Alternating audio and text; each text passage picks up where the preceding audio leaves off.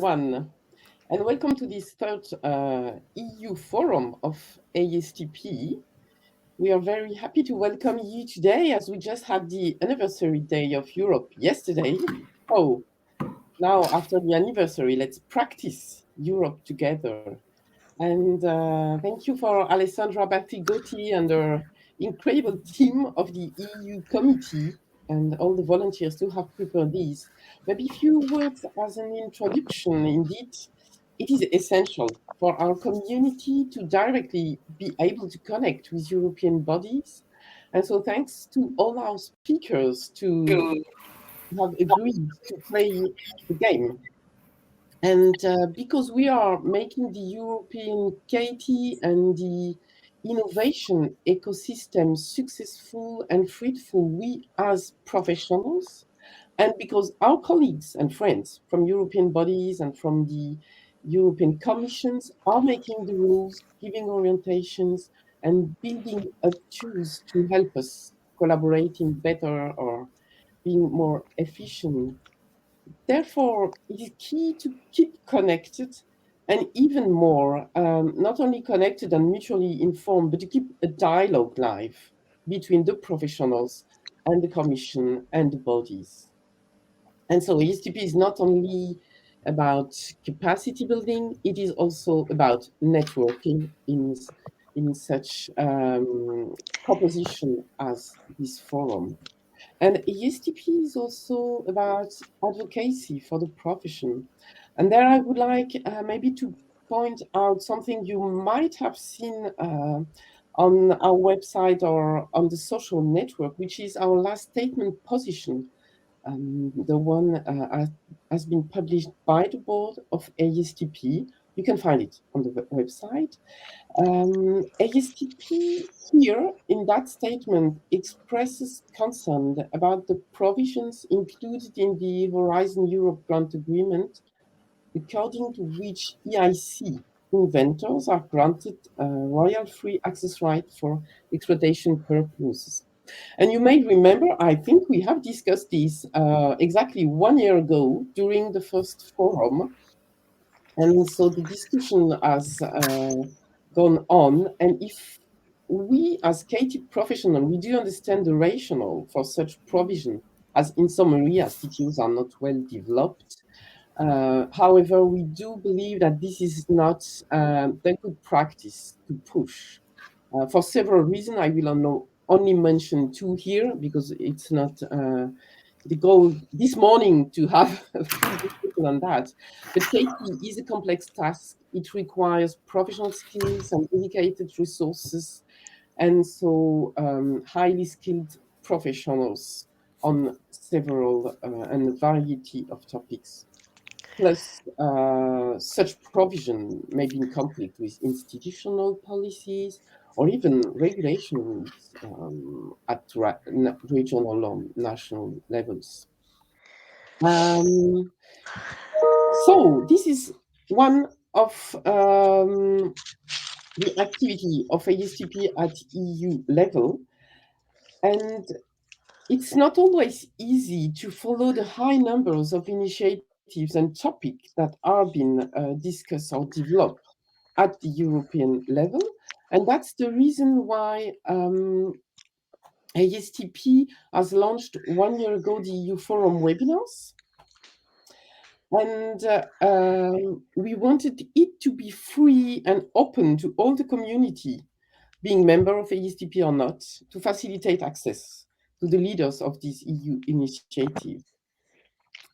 So before we enter to that exchange and we listen with our great speakers, I just would like to mention that we want, based on this, to strengthen even more our capacity to deliver content to the community and to keep that dialogue open and lively. And so, two information. First, you may also have seen that we've opened a consultancy position starting in the coming months.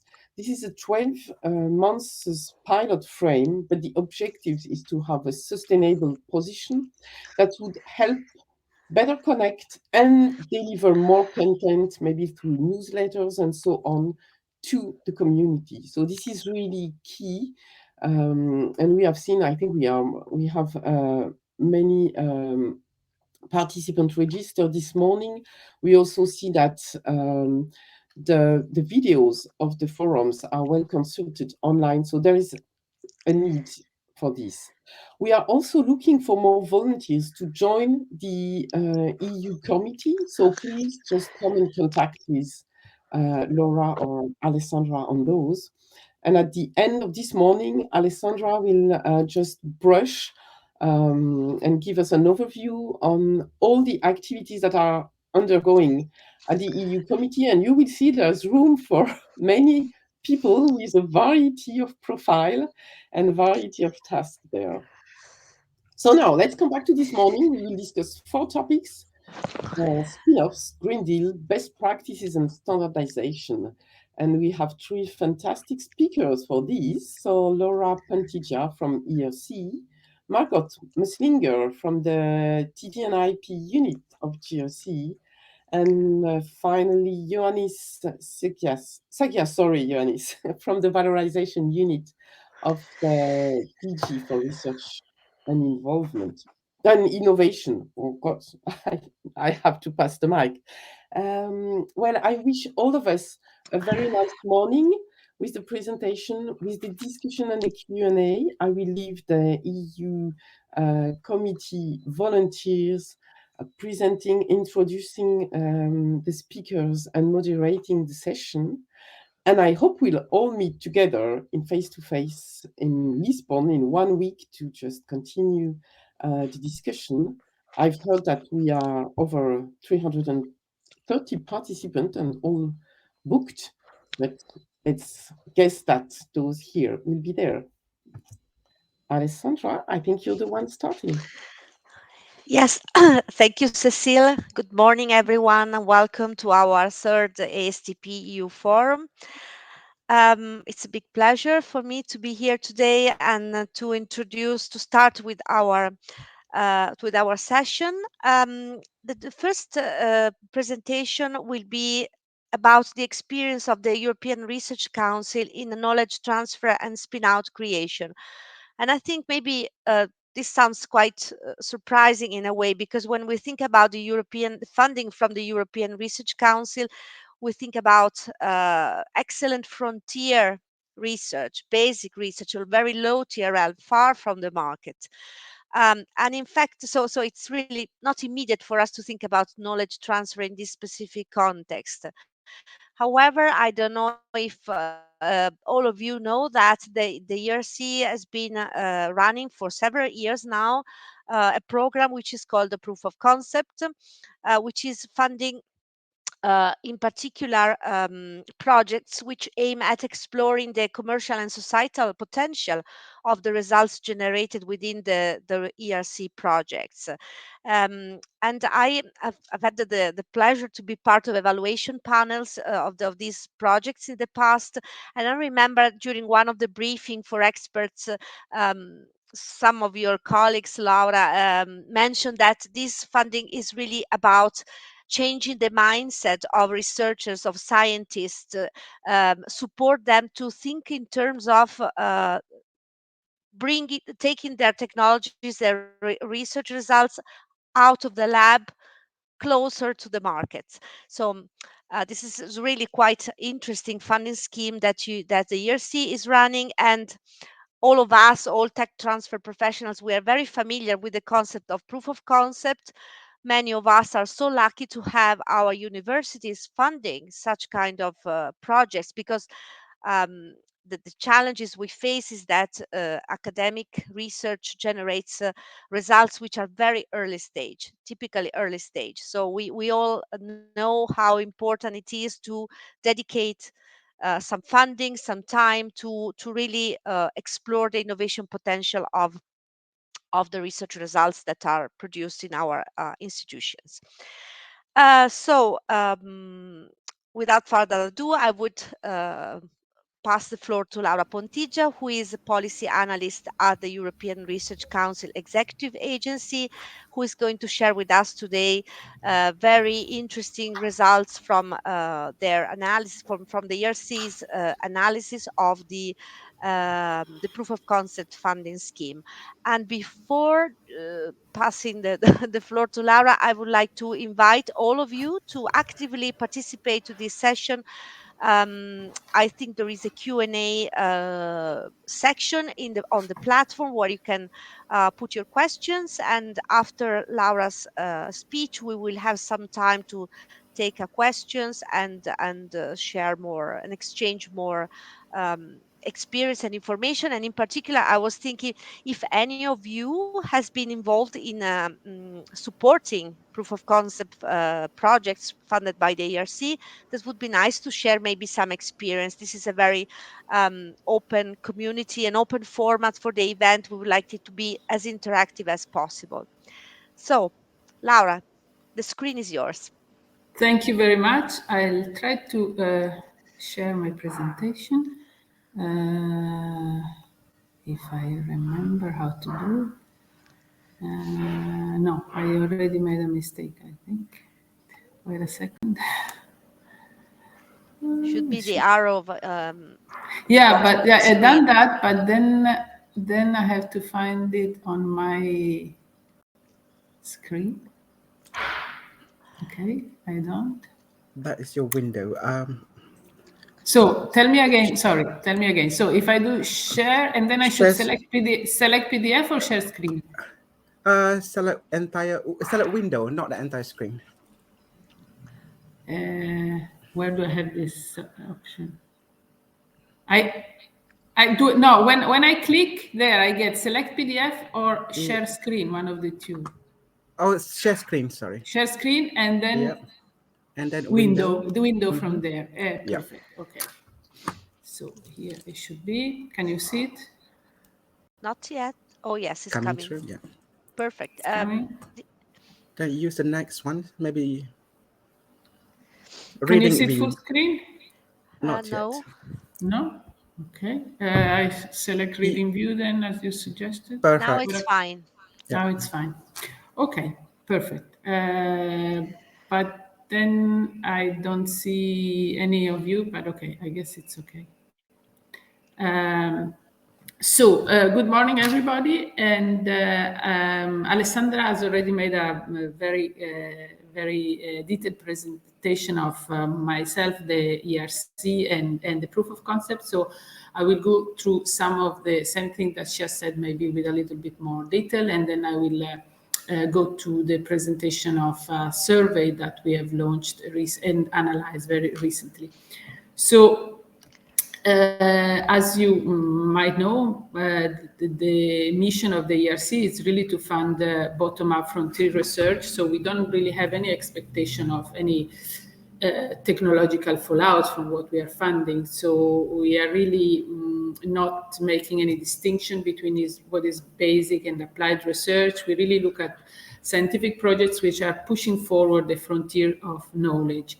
And the only criteria we use for the selection is excellence. So excellence of the PI, the researcher, and excellence of the project in itself. And so far from innovation, one would say, but at the same time, the history of innovation clearly shows that this type of research is the one which builds the science base for future innovations, no doubts about that. So just to think of what is important for the ERC, as I said, is that our primary objective is to fund the creation of radical new knowledge, because the idea is that this will allow Europe to take a leading role in creating scientific and technological paradigm shifts. It's really what you call it's very much academic research. So our success is measured on how well the research we fund is advancing the frontiers of knowledge, which means that for us, what is important is the scientific impact. So the scientific breakthroughs that we are funding, the new knowledge that we are funding, are shared in highly impact scientific publication. So that's what our KPI is, mainly that. But obviously, we know that some of this knowledge, hopefully, one would say, will have an impact which goes beyond science. So we measure also in our monitoring and evaluation strategies. We mainly, as I said, focus on scientific impact, but we do have some measures also of what is the impact beyond science. And we know, and I will show that through the results, that at least 1 in 10 of the ERC grantees, they wish their research to have an impact beyond science. This is not our objective, this is not our mission, but this is happening really bottom up, which is the philosophy of the ERC. We don't tell the researchers to do that, but it's the result of their own curiosity, which takes them there. Briefly, you probably know we have different grant schemes. So the starting grants, consolidator grants, advanced grants, and synergy grants are our core mission. So they are frontier research. We give generous funding to the researchers, mainly in university, but also maybe in some other independent research organizations. And to push forward the frontier of knowledge. But then we also have, as Alessandra said, the proof of concept, which is an add-on grant to those who already have one of the other grants. Obviously, that's important. They first of all have to have one of the frontier grants from the ERC, and then they participate in another competition. And but the idea is to bridge the gap between the early stage research towards potential innovation one day to be taken to the market. But not necessarily market only, I have to say, because it could also be more social type of innovation. So that's important because we cover all areas of research. And this is small, 150,000 compared to the other grants which are there from before. But it proved to be particularly successful. So the idea was, so the ERC started in 2007. In 2018, we decided to create this proof of concept grant. We thought that would sort of bridge the valley of death. So we have all these fantastic ERC-funded ideas, and then there is this terrible bridge to pass where there's no funding. And then we said, oh, if we give them this 150,000, we can help them going on the other side. Well, yes, that was the idea. In fact, many of these ideas still fall under the bridge, and some other just land on the bridge, but pretty much at the starting point. So the marketable innovation are still far away. So the proof of concept, this is important, remains very close to idea generation, closer to that than to innovation. Although there are obviously a few cases that are already marketable, so to speak, but the majority are still quite at the beginning. So then we started analyzing how these ideas are somehow, how many of them and how they are going towards the innovation, toward exploitation of these ideas beyond science, as I said before. Proof of concept is helping, but not as much as we thought. But let's see what's happening in general with this ERC-funded idea. So we have launched a survey asking all ERC grantees. So it was like almost 10,000. Now there are 10,000. When we launched it, there were 9,270 ERC grantees, frontier research grantees, and some of them also with a POC, obviously. And asking them two questions, one about the creation of startup from their research, or if they transfer their knowledge, the results of their research to existing companies. We had quite a big response, like 52.6% of responses. And of these responses, around 10% of them also had a proof of concept grants, which is very indicative because that's mainly the same percentage of ERC grantees who have a proof of concept. So it was significant. So the question were, have the results of your ERC-funded research directly contributed to the creation of a new company? And the second, have the results of your ERC-funded research been transferred to a pre-existing company? As I said, this is really purely bottom-up. They were never supposed to do that. We just wanted to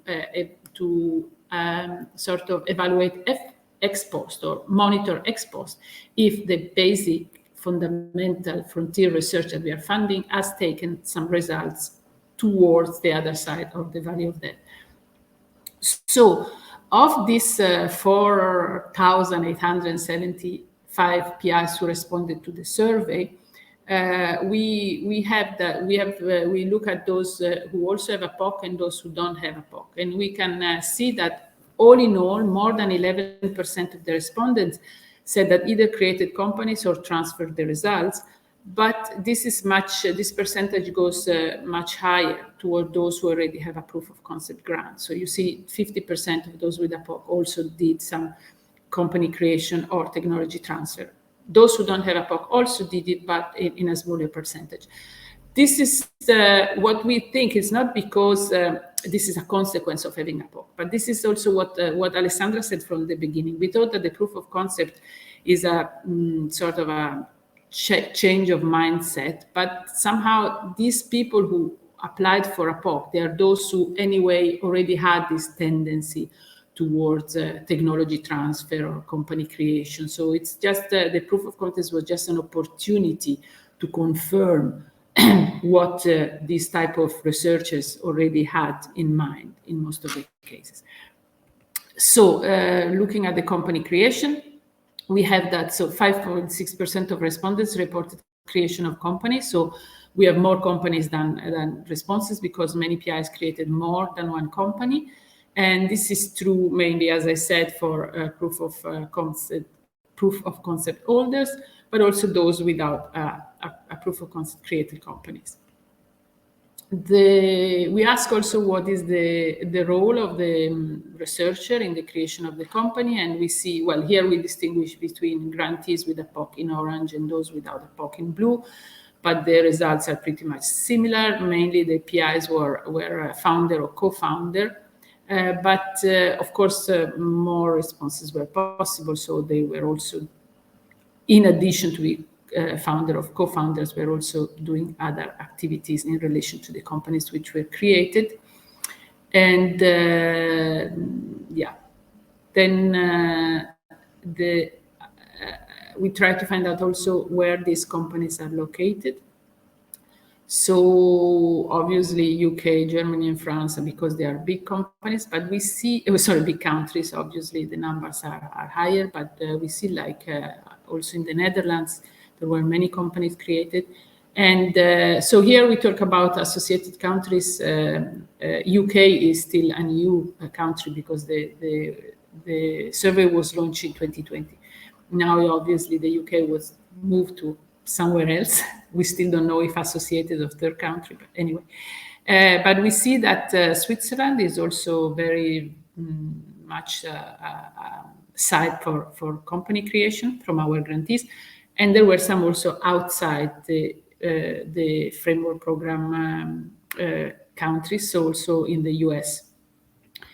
The year of establishment obviously is related to, the ERC was created 2007. So the question we asked was if the company creation was a direct consequences of the ERC funded research, but we have a couple of companies which were created before. We put them in anyway because it's still related to the type of research of the ERC researchers. And so the survey was launched in 2020, as we said, so with a small update in 2021. So this is more or less the period in which the companies were created. All obviously young companies because we started looking at ERC funding as a starting point. So those were the new companies created. Now we ask also if they have transferred the results of the research to existing companies. And also here we had different possibilities. So we were asked if the transfer was done through academic consultancy, collaborative research, contract research, IP licensing, or other forms, or no. So we obviously see that, the total doesn't add up to 100% because there were multiple answers possible, but for sure, the grantees without a POC in 95% of the case didn't do this technology transfer, while 81% those who have POC did not do the transfer. And you see the different type of transfer of the results. Obviously, these big numbers of respondents who did not do technology transfer is absolutely in line with the ERC mission. I mean, I just want to repeat it more and more. This is not the mission of the ERC. So the fact that there are a certain significant number of companies or PIs doing the transfer of this research is actually a significant amount if you compare. It was not very easy to find in literature or in other sources terms of comparison, but from the few I've seen for type of researchers like the one funded by the ERC, these are actually surprisingly positive results. The companies, already existing companies to which the transfer was made, were located mainly in EU member states and associated countries, but we also have some in third countries. As I said, we talk about the US most of the cases. There were some small companies, but there were also some very big and well-known companies. As you see the list here, the transfer was done to some of the very big, well-known companies all over the world. The PI, we also asked the PI was involved in the creation of the pre-existing companies. Of course, I mean, when those mentioned before, probably not the big ones, but there were quite some companies which were also created by the PI themselves, as you see in some of the results here. This is, we had a specific focus on the way of transferring through a transfer of the IP or a license transfer. And this is because, well, you probably know that in Horizon 2020 and then now also in Horizon Europe, when the result of the research is being transferred as a license to a third country, then the funding agency or the funder has to give their permission to do so, taking into account issues of competitiveness of Europe, of ethics, and on security. So there were a lot of there is a lot of attention also now, in particular with all the discussion on technology sovereignty, the importance of transferring licenses to third countries. And we do see that there are some of the ERC grantees who have transferred they did transfer license to third countries. In particularly the industries in which there is more transfer to done via IP or license transfer are these. You see biotechnology, but there are some of those which are like for example semiconductor. That is one of the areas which is considered important for European competitiveness. So at the end of the day, these are briefly the results we have from the survey. So now we are creating a huge database of ERC-related startups. So we have collected data on many of these companies. There are those who actually replied to the survey, but then we have from other sources we got information because we read it in the press, or because our grantees are telling us, or because we hear it in conferences. So we are collecting, thanks to, I have a trainee working with me who has made a fantastic job in creating this database. So now we are working on it, making analysis.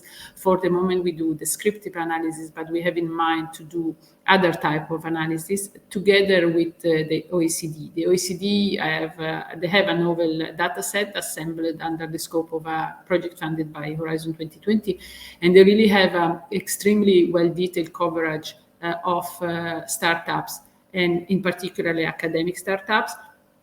And so we are trying to work with them and see if we can, and we did already identify many of the ERC-funded companies in this database. So we are enriching our database with their data, and we will be able to really have a very, very detailed picture of these startups. And the idea would be also to create possibly a control group of other academic startups which are not ERC-based, and see whether the one created by the ERC are more or less successful in terms of being more innovative or patenting more or getting further funding. So this is the next project we have in mind. And already now, for example, we see, because we know that the ERC grantees in their ERC Frontier Research Grant, they also apply for patents. And so now we know those who have reported applying for patents, and now we are trying to find out, for example, how many of those who reported for patents are also the same who have founded a startup. So we are making these comparisons between to see if those who create startups are also those who were already patenting even before creating the startup. And so then we have a sample of these startups which were identified by the OECD in the database I described before. And they know in the database of the OECD which of these companies also have a patent application. So we are trying to see how many of those who are ERC created also have a patent application. And also to see those which have received further funding. You see, these are just the very, very initial examples on a sample, and now we are getting more and more in detail in all the data, and we will try to have a more precise picture of these startups and try to see how successful they can be and how they behave compared to other similar ones. So, yeah. Then just the last piece of information. So if we consider the European innovation, the financial support for European innovation, we can see that we have at the very beginning, at the level of invention or idea creation, we have, for example, the ERC Frontier Research, which is normally funded by university funding agency, the European Framework Program, and the ERC.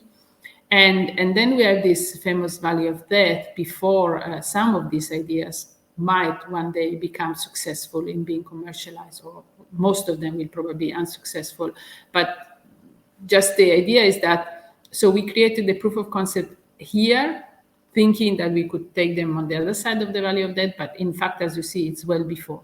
Then in the meantime, the EIC has been created, and then there is the EIC Pathfinder grants, and then later on the EIC Accelerator, which goes already on the other side of the Valley of Death. And then the EIC has created another funding, which is the Eic Transition, which is really the idea to go from a proof of concept of the VRC or an EIC Pathfinder towards an EIC Accelerator. And the first call, which closed last year in September of this EIC transition, show a very big success of ERC proof of concept, because so the only ideas which could participate to a EIC transition were those coming from a proof of concept or from a EIC Pathfinder. And out of these 42 grants which were given in the first EIC transition call, we have that 25 of them came from a proof of concept. So clearly a very big success of ideas coming from the ERC POC.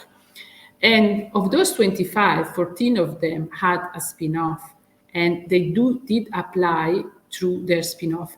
I have to remind you that it's possible to apply to transition as a consortium, so it doesn't have to be the same ERC grantee who has a POC who apply. The grantee can do it through their spin-off or through their university or from whoever else has the right to use the IP of these results. So basically, it could even be a consortium with the spin-off and university or other companies. But we see that so 25 over the 42 were coming from idea in POC. 14 of these 25 had a spin-off and they applied through their spin-off. Either alone or with a partner, and when the spin-off was not involved, the proof of concept original host institution, so the university, applied. So this is to show, first of all, that the ERC POC ideas are really successful also in getting further funding towards commercialization, but also that the idea remained quite close to the original inventor, so to the the POC grantee through their spin-off or through their host institution. So they didn't really license it out to others who then applied to the transitions. This is our further analysis that we are doing, and we'll continue to do it because we have a great cooperation with the EIC. This afternoon, we have a joint working group meeting between the ERC and the EIC. So this is, again, a way for me to continue follow the technology transfer of ideas resulting from ERC grants. So thank you for your attention, and I'm happy to answer 2 questions. Thank you, Laura. That was quite an interesting overview that you provided us with of these results from your survey. I think it's really interesting. I see that we have a couple of questions in the chat here. So Jürgen is asking why POC only for the ERC and not for other EU projects that are often at a higher TRL? Is ERC not too early in the value chain? Why POC? Yeah. What? I don't understand. I think what he means is why does the European Commission did the European Commission decide to fund a proof of concept funding scheme only for ERC projects and not thinking about extending it to other types of projects that are maybe it's more innovation, closer to the market?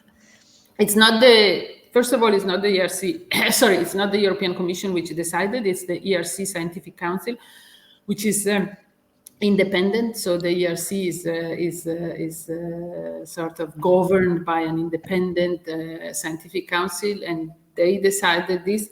We had discussions with many other parts of the framework program after we've launched the proof of concept. For example, with the FET, and the FET did launch a similar, very, very similar. So they admitted that they copied it from us, and that's the Launchpad from FET, which was also the same. It's very easy for us to do it because we have only one. So the grantee is one. I mean, and then we can go from the idea of the grantee mono-beneficiary to continue the proof of concept. For the others with consortia, it was more complicated to do it. And then, yes, in fact, many other parts of the framework program are already beyond proof of concept. So the idea was exactly to start from idea generation. But it's true, as you said, that it's very early in the value chain. So while at the beginning we thought, as I said, that we could expect some innovation resulting from proof of concept, now we have slightly changed the evaluation criteria, and now we are really looking at the potential more than we don't expect at the end of the proof of concept to get results. It's really to confirm the potential of innovation in the future, even more so now that there is the EIC transition, because that would really help bridging further in terms of TRL, for example. Yeah, and I see that there is a question which is connected to this, so I'm taking this one before the other one that is in the chat. So Christoph is asking, following the previous question, what about the Commission providing a general proof of concept scheme complementary to national schemes and fundings? Well, that's up to the European Commission. But the thing is that you also to consider that it's very, very complicated to do something like that. To do it, I mean, it would be I suppose this is other discussions we had with other parts of the Commission. There would be an immense number of over subscription, because now, as we said, we limit the POC to those who already have an ERC. So we sort of restrict the pool of potential applicants. But if you do it that way, it would be enormous in terms of the number of applicants you would get. So, but yeah, and I think the point you raised about the issue that you might have in relation with collaborative projects, where you have big consortia, that one of the I would say this is a challenge that has been already identified for many years. The fact that often you come to the end of the project and you don't make enough clarity on who owns which results to Exactly. do what. And so that is really something that might prevent, in a way, what comes afterwards. But this I is see it in for practice in many projects in my university, for example. yeah, for the transition of the EIC, for example, it's like that the applicant has to have a proof that they own the IPR, or they can somehow use them, because otherwise, yes, that would be a big issue. Yeah, as we have a couple of more minutes, I would go through other questions that we received. So another one from Jürgen: do you have information on the size of the companies that have been created based on? Yeah, that's what we are collecting now. So the idea was now we didn't get the info. So the question to, because we don't want to bother them, we don't want to ask them a lot of questions. So now we identify the company, and now we are using existing databases to find.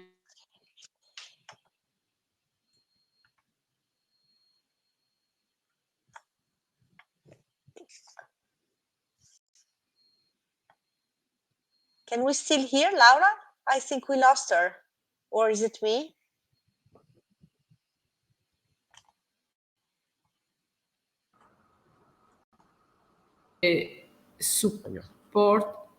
Support from VCs, that's also something that we'll be looking at.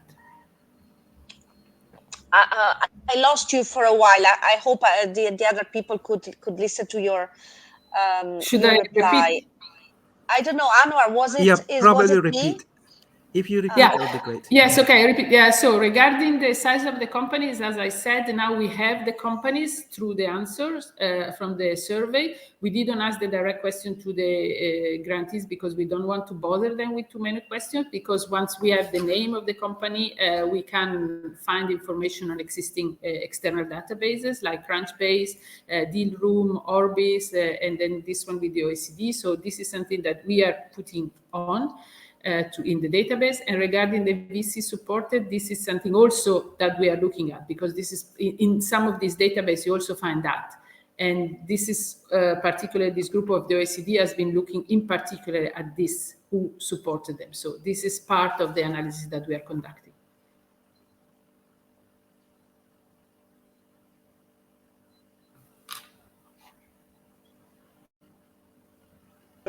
So asking, advice need further funding. What financial extensions would you advise for your proof of concept program? I'm sorry, now I lost you this time. Can you repeat? Yes, and that it's also on the screen. So Okay, now I spin-offs see need it. further funding. What financial extension? Yeah, okay. I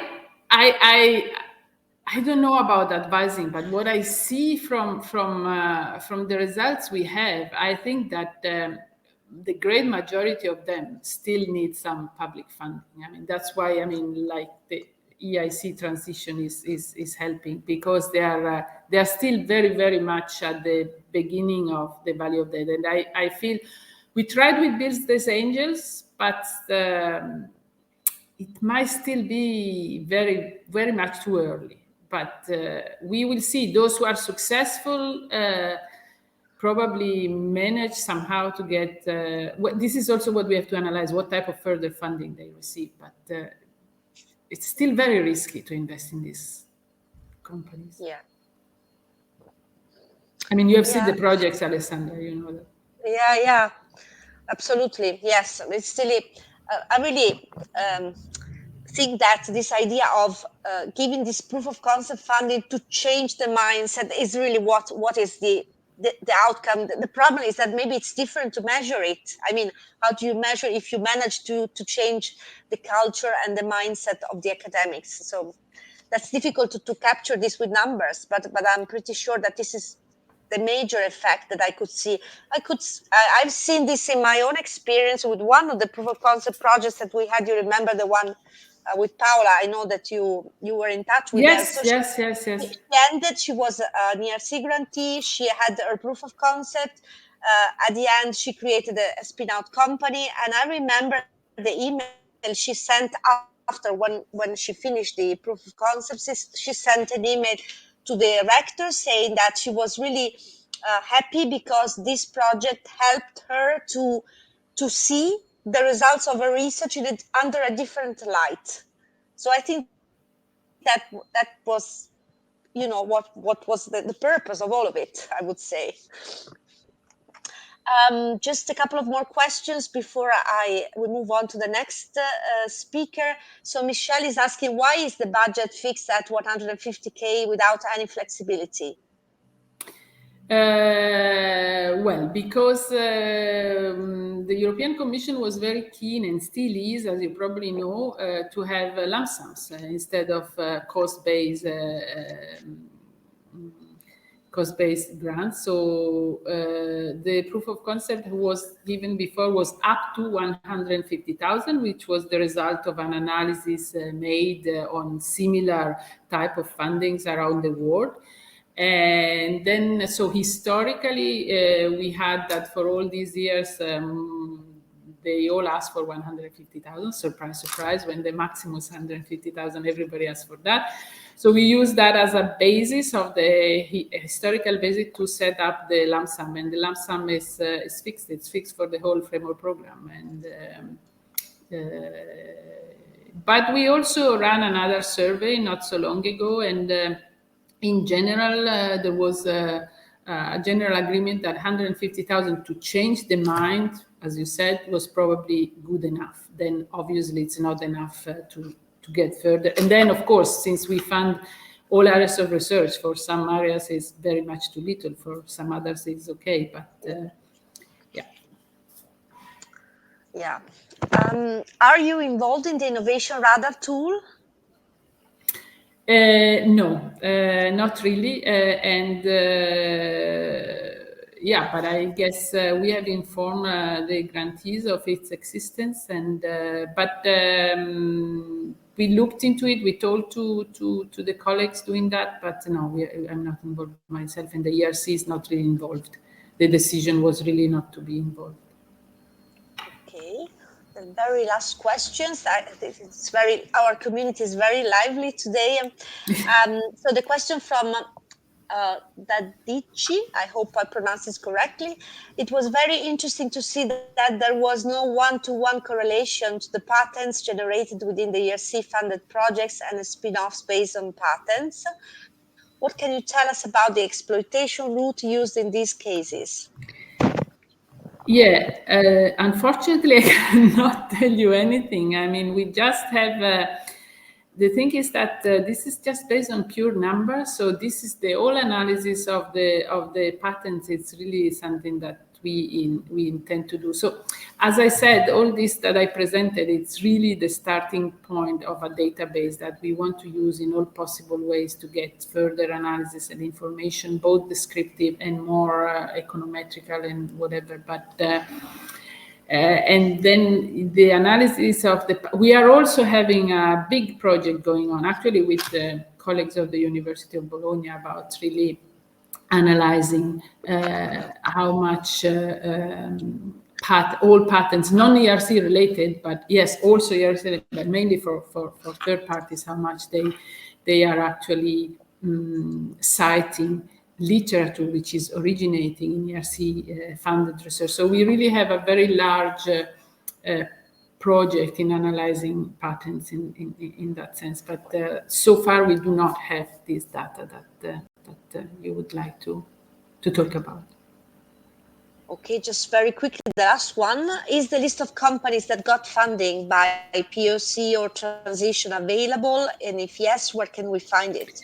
Yeah, it's not available at the moment, but it's clearly something that we want to make public, because that's definitely something, also giving an incentive to others who are creating companies to fill in more data in the database. We have our ARIS, the European Research Council information system, which is now being revamped. This is open to everybody, and the idea would be, there we have all information about the grants, and the idea would be also to add this in that database. And we are working on it to have a new version, hopefully in September, so it might be there at that point, or we find other ways to put it on our homepage. But I mean, it's a huge work we have done, so it would be great to have it public. We just need, of course, the okay of the founders of the company, but I suppose they would be happy to make it public. Okay, thank you, Laura. That was really, really interesting. And I think there is a lot of food for thought to all of us. And I think that you might also be part of our next forum in a few months, because it seems that there could be many things that are going on and that could be shared again with our community at a later stage when more mature results from your policy analysis come out. So thank you again for being with us today. Thank you, F. And if there are other questions, either through Alessandra or directly to myself, I'm very happy to continue the discussion. Thank you very much. Thank you very much. And now, sorry, Robert, I took 2 minutes of your time, of your session, but now I leave the floor to you and to the next speaker. Thank you. Yeah, thank you very much. And let's move to the next item of the agenda. Let me introduce Margot Muslinger, who is the professional working for several years for JRC and European Commission. You can see her her brief description in the link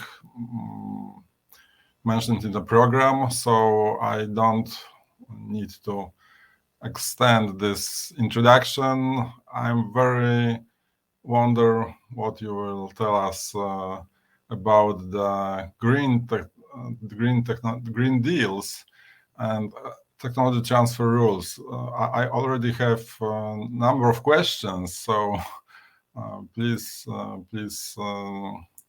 tell us your vision, please. The screen is yours. There are many thanks for your introduction, and I'm very happy to be here today. Let me briefly share my slides with you. I think this is taking a little bit of time, but you should be able to see them in a second.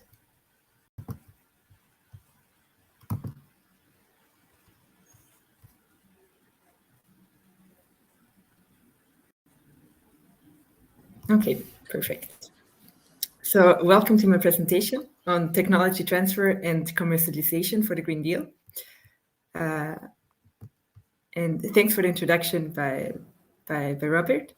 Today I'm going to tell you a little bit first about also the cornerstones and key elements of the European Green Deal.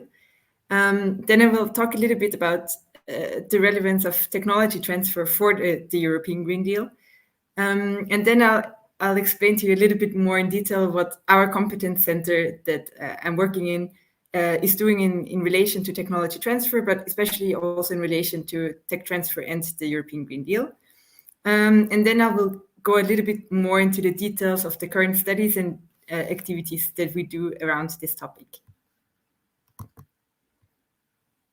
So first, the European Green Deal. The Green Deal was decided on in December 2019, as probably most of you will remember, and actually has become anchored through the climate law that came into place in 2021.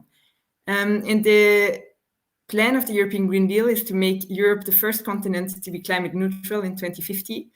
And it now also has a very ambitious target of reaching 55% CO2 reduction in comparison to 1990 levels already for the year of 2030. That actually means that we will have a lot of work to do, and this also requires a lot of innovation and a lot of new technologies to achieve this transition. And this, of course, also goes beyond just pure climate neutrality. It also includes protection of biodiversity, sustainable agriculture, where also you will need innovation to achieve that. No pollution for soil, air, and water, clean energy and smart mobility. We also will need an enormous amount of renovation of old buildings and maybe new materials or construction for new buildings. And the central role will also be the circular economy that will also require a lot of innovation. Because, for example, at the moment, only 12% of raw materials are actually being recycled in the European Union. So we have a lot of work ahead of us. As you can see here, it's a little bit small, but I hope you can read it. These are the targets for 2030, and there's many different policy strategies and objectives that we want to reach, from clean energy, from reduction of fossil fuels, to, for example, the new EU forest strategy. And one of the main targets that, for example, could be interesting also in terms of innovation and tech transfer is that we want to reach 40% of renewable energy for 2030 already. And also the idea is to reduce the emissions from vehicles and from cars, and have only new cars that emit no more CO2 already by 2035. So these are one of the main objectives of the Green Deal.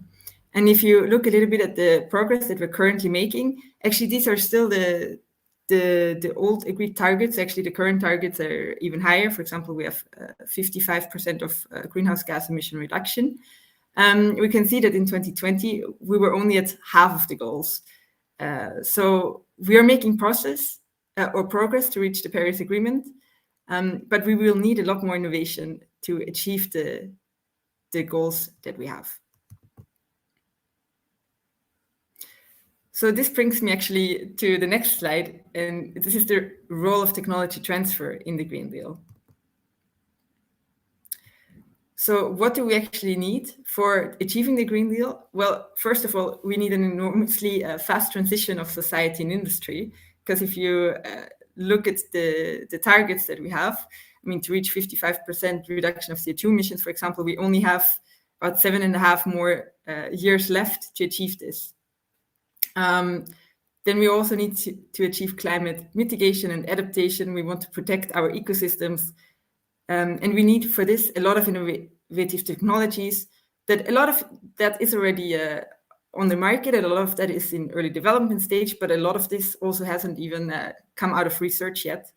And this includes areas such as energy, storage, different mobility solutions, recycling, industrial processes, farming, flood protection even, monitoring of biodiversity, and many other areas.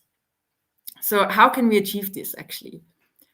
Well, first of all, we need to transfer and upscale innovative technologies, and we have to support this process, as we've already seen with the previous presentation of my colleague. Then we also need to support and develop eco-innovation landscapes that can actually support these technologies of coming to the market and actually also being upscaled.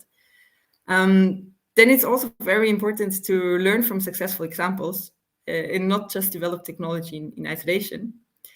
And of course, this is a transition that has to come also to the less developed areas and not just provide technology for some very developed cities or regions.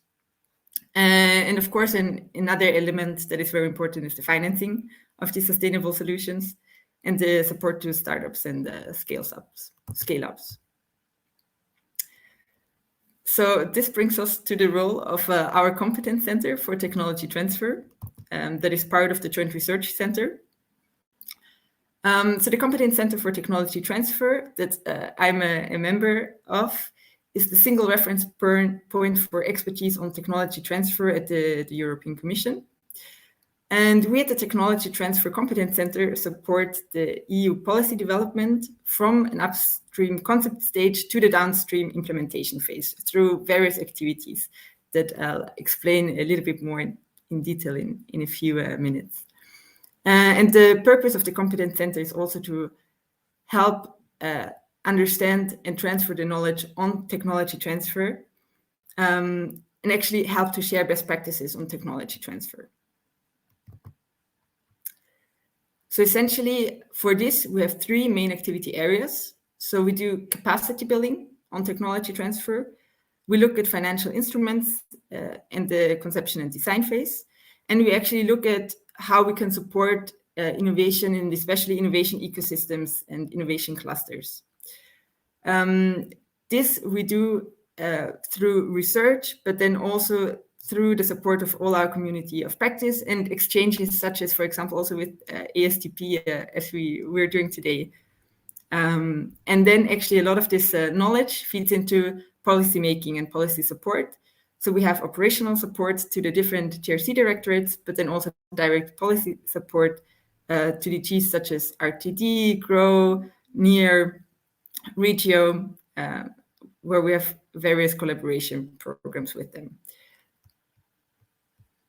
And of course, various EU programs that are relevant for us, such as Horizon 2020 and now actually Horizon Europe. Then some of the main activities, especially relating to green technology transfer, were several studies that we have been doing in the last few years. The report that I will present to you in more detail today is the technical report on technology transfer and commercialization for the European Green Deal. Then we also have a new report upcoming that actually looks specifically at financing and data platform support for small and medium-sized enterprises when it comes to the EU taxonomy and sustainability. And then in terms of more applied solutions, we also are now involved in mapping solutions for helping cities to become climate neutral and the technologies that are needed for achieving that. And we actually also have our own living labs, which are regulatory sandboxes for testing, for example, also green technology solutions. So first, I would like to present to you a bit in more detail our first report on tech transfer and commercialization that actually was published last year, and you can also find it in our publications repository. And it was the study was conducted by 4 authors that worked in our unit, but then also worked in different DGs. And I will present this to you in a bit more detail. So essentially, the main question that was asked in the report was, okay, why do we actually need green technology? What are the different barriers and facilitators? And how can we achieve the green transition? So this was done mostly through desk research, but also through a lot of expert interviews and surveys of different industry members and policy officers as well, actually. So the report looked mostly at the public policy framework, at financing of the green transition and tech transfer of green technology, and then as well as the regulatory framework, the intellectual property aspects, and the legal aspects relating to the transfer of green technology and the commercialization of green technology. And then because green technology as such is a very broad field, of course, first of all, the definition of green technology had to be looked at. And then also to be more going into detail, we looked at 4 different case studies that were identified as key enabling technologies. So the report looked into more detail on carbon capture and storage, on battery storage technology, on hydrogen, and on artificial intelligence with an application for green technology or for the green transition.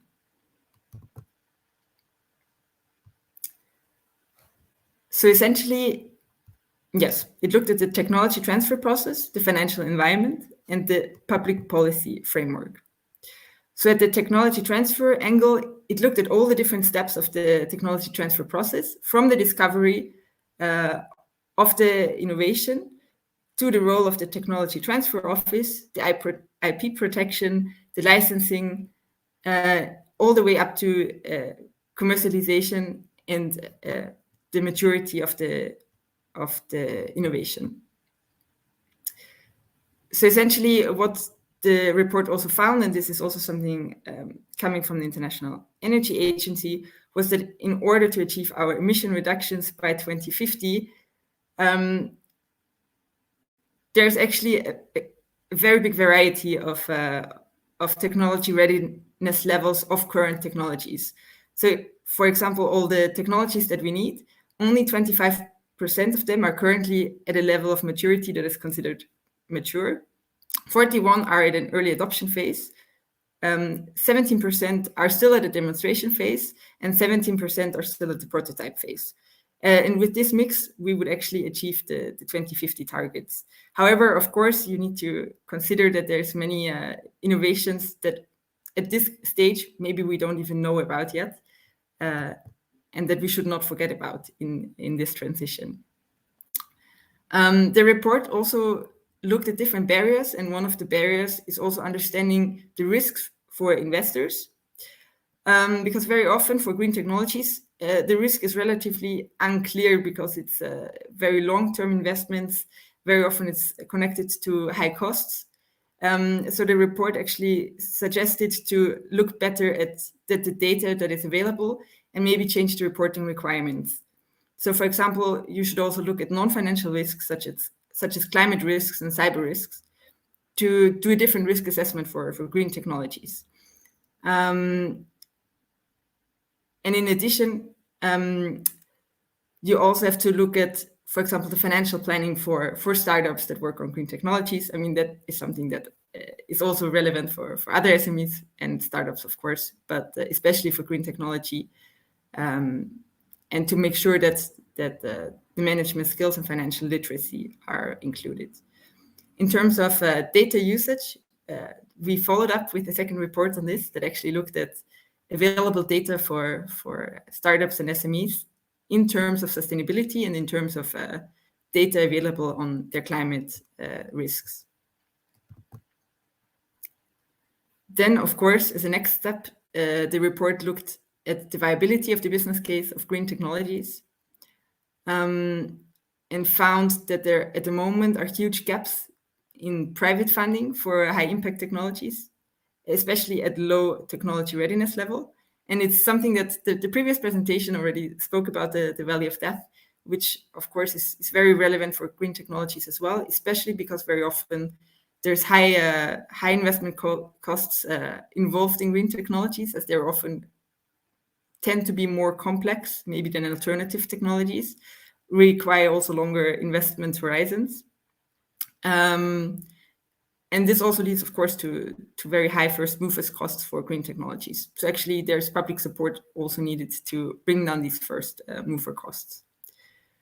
And then one suggestion actually also from the report was to look more at demonstration projects and commercialization of these projects through blended financing and guarantee instruments, and provide additional support to green technology. So when looking at different policy choices, the report found that the most successful for green technologies were actually public-private partnerships, and suggested to also provide dedicated green instruments, which I think is, when you look at the development of EU policies at the moment, that's also what the current policy developments are looking towards. Then very often what is overlooked or what needs to be paid attention to is also the public acceptance of technologies, because very often you have renewable technologies that cannot be deployed because, for example, the local population is not in favor of having this technology in their backyard. So it's a bit this not in my backyard problem. And the commitment that is needed of a very long time horizon, as these technologies tend to be complex or just need more time to be deployed. Then also policies should focus on the enabling conditions, and actually for new technologies, you also have to look at the entire value chain, especially, for example, raw materials, also given the current geopolitical situation. So in order for green technology to be successfully deployed, we also need more regulatory certainty. So in order for investors to also make informed choices, and for companies to actually maybe also invest in or do more long-term projects. So this requires clear objectives, but then there's also now a lot of focus on providing technology that is made in Europe, actually, for example, for batteries. And we need common standards to ensure interoperability. Like, for example, you can see now with electric vehicles, there are still common standards lacking when you want to travel with your electric vehicle from one country to the next country. So essentially, overall, the report recommended to look at the entire technology transfer process, to break policy silos, to, for example, not only look at industrial policy, but also include environmental policy, and to build different stakeholder networks. So actually also bringing together industry, research, investors, and policymakers. And that's also why, for example, the forum like today is very valuable also from our perspective. So yes, essentially, this is what the report had a look at, and then looked at 4 different case studies. And the case studies essentially were on battery storage, on artificial intelligence, on carbon capture and storage.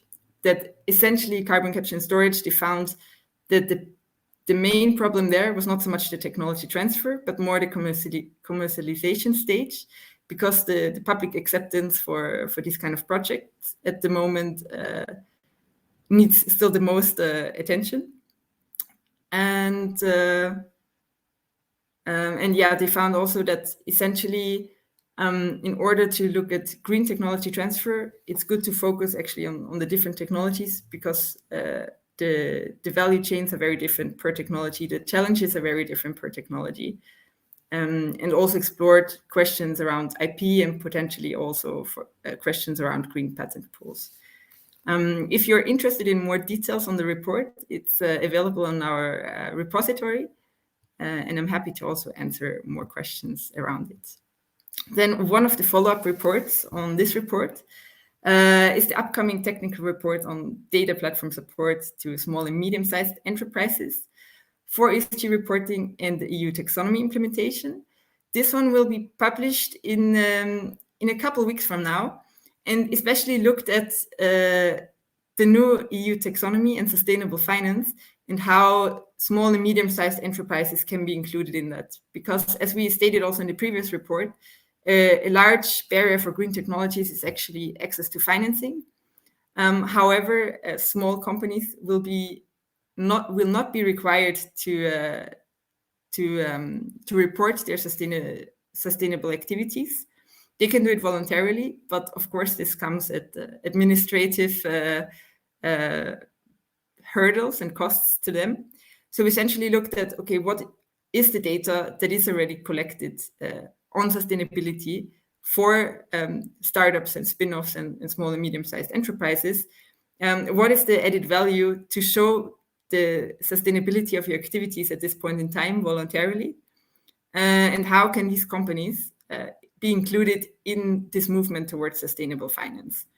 So we looked at the fintech ecosystem that is now emerging around SMEs and SME solutions based on the EU taxonomy, and found that actually there's still a lot of data gaps, but that actually if you allow to include startups and spin-offs and SMEs to be included in the EU taxonomy, you can create a lot of value for them. Because if you can show that you're sustainable, actually this increases your chance of attracting financing. This allows you to grow more quickly, and this actually allows you to also compare your results with other companies. That's really leading to a competition for more sustainability. So yes, this report will be published very soon. And then on the more practical and activity-based side, we're now also involved in the Horizon Europe EU mission on net zero cities. So as you might have seen, the list of 100 cities that are planning to become climate neutral by 2030 was published 1 week ago. And it's different cities from many European countries. And the idea is for us to support them in becoming climate neutral by having a look at the different technical solutions and innovations that are available for this transition. And for this, we're working with a lot of external experts as well. So as you can see here, might be hopefully not too small for you to read. There's 100 cities across 27 member states, and then also 12 cities from associated countries. And our task is to map proven R&I solutions, especially based on horizon projects, and look at the conditions that enable transferability across different countries. So we look also at geographical barriers, for example, and see how these technical solutions can be applied in different countries in maybe different ways, or what kind of financing might be needed for the different solutions in different areas. And last but not least, we also have our own living labs at the Joint Research Center, which actually can be used as a practical tool for green technology transfer. And these living labs essentially serve as regulatory sandboxes where new technologies can be tested at one of our research sites. And it's one way for co-creation of value between actually different users, the stakeholders, our researchers. And it's essentially a demonstration and testing environment that can be used by external companies, for example, at our sites.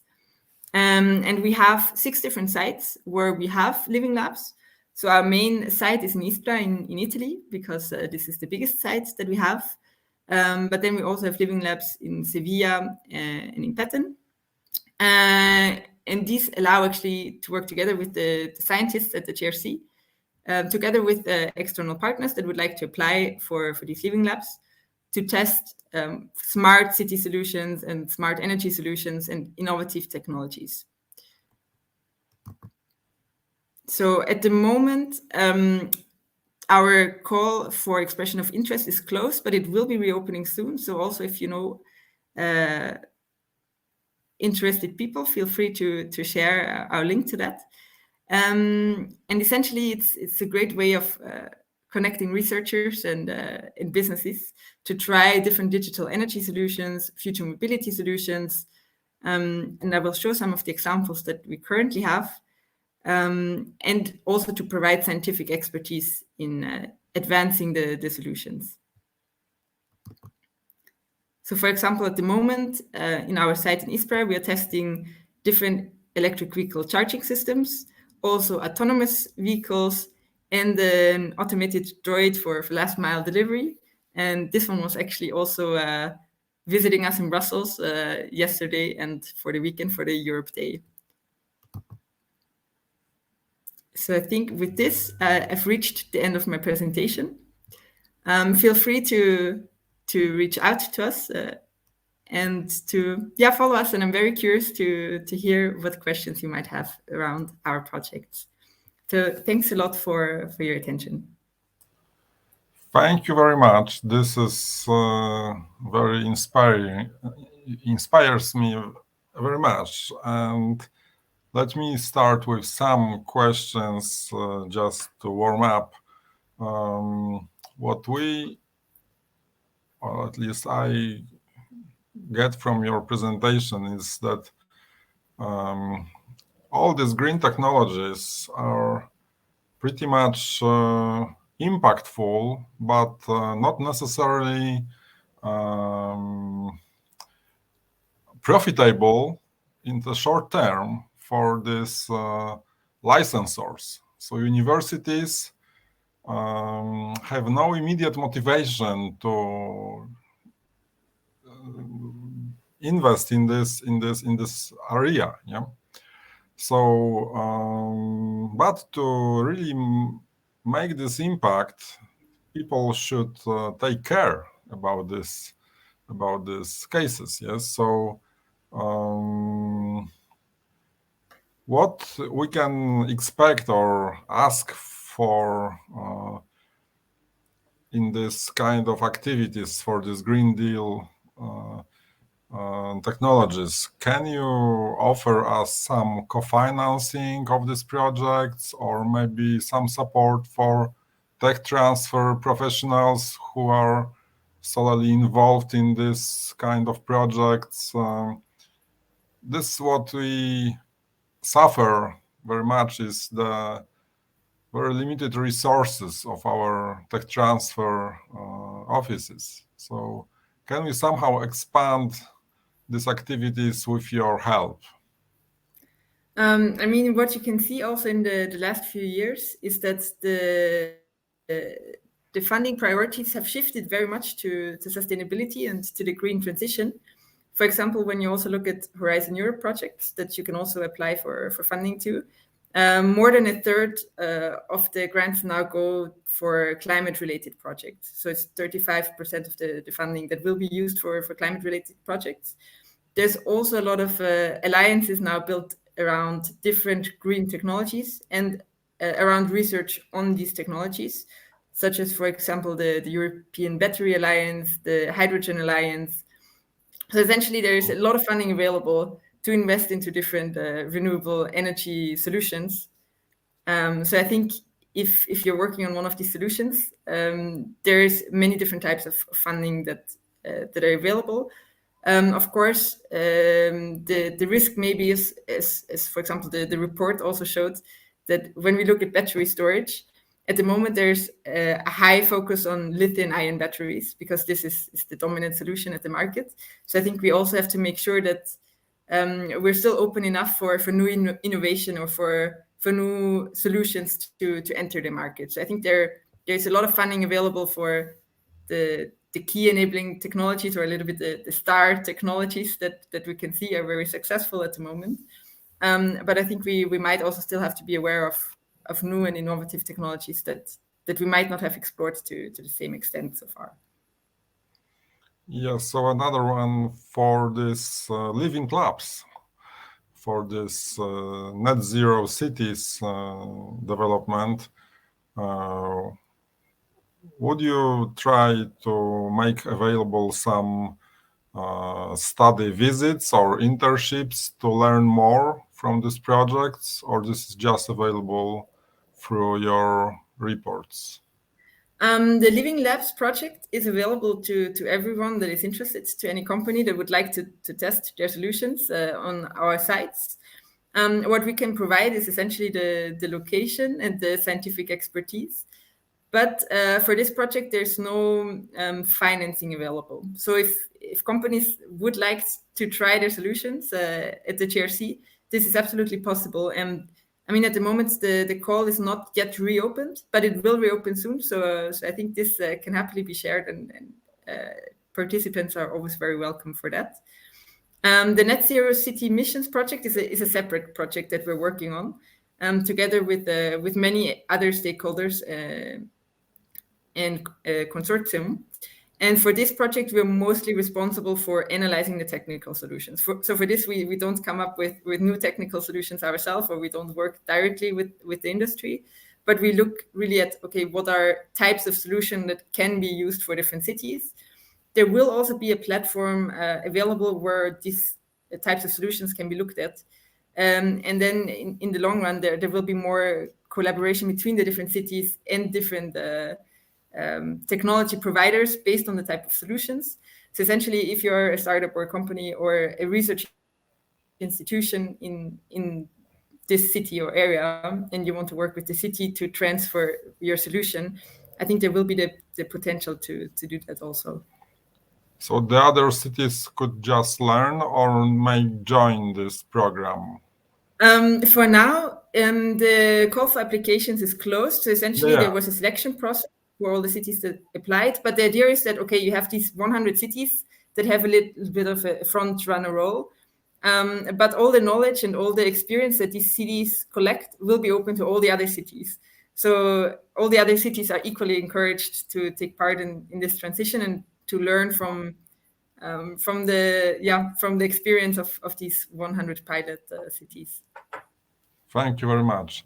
Let's give the chance to ask the others. For example, Cecile is asking, can you see the question? Mm-hmm. So have you plans to work on this global change in knowledge transfer or tech transfer, or seen any evolution in tech transfer practices during your survey and interviews?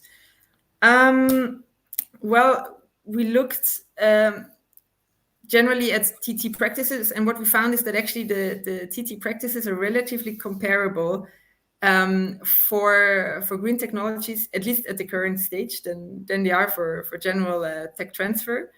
I think what was explored was a little bit how to deal with patents and with IP related to green tech transfer. So there was some research done, for example, looking also at what would happen if we focus on green patent pools, if this would be a feasible option, how would that be financially possible? Would that lead to a quicker uptake of results? Then also one focus was, if you really focus on green tech ecosystems and infrastructures, how could you do that, and how could you involve tech transfer practices in that? So there was some research in this area, but I think we would probably still benefit from more follow-up research on this, and maybe also from best practice exchanges with you. Okay, let me move a little back to the question of Michel Morand. I hope you are aware that ASTP is a good organization. Anwar, would you like to, could you please show us Michel question? But this is just to point out that maybe ASTP would be good structural partner for this. Yeah, you are aware of this. Yes, I think ASTP, of course, is a very valuable partner for us as well.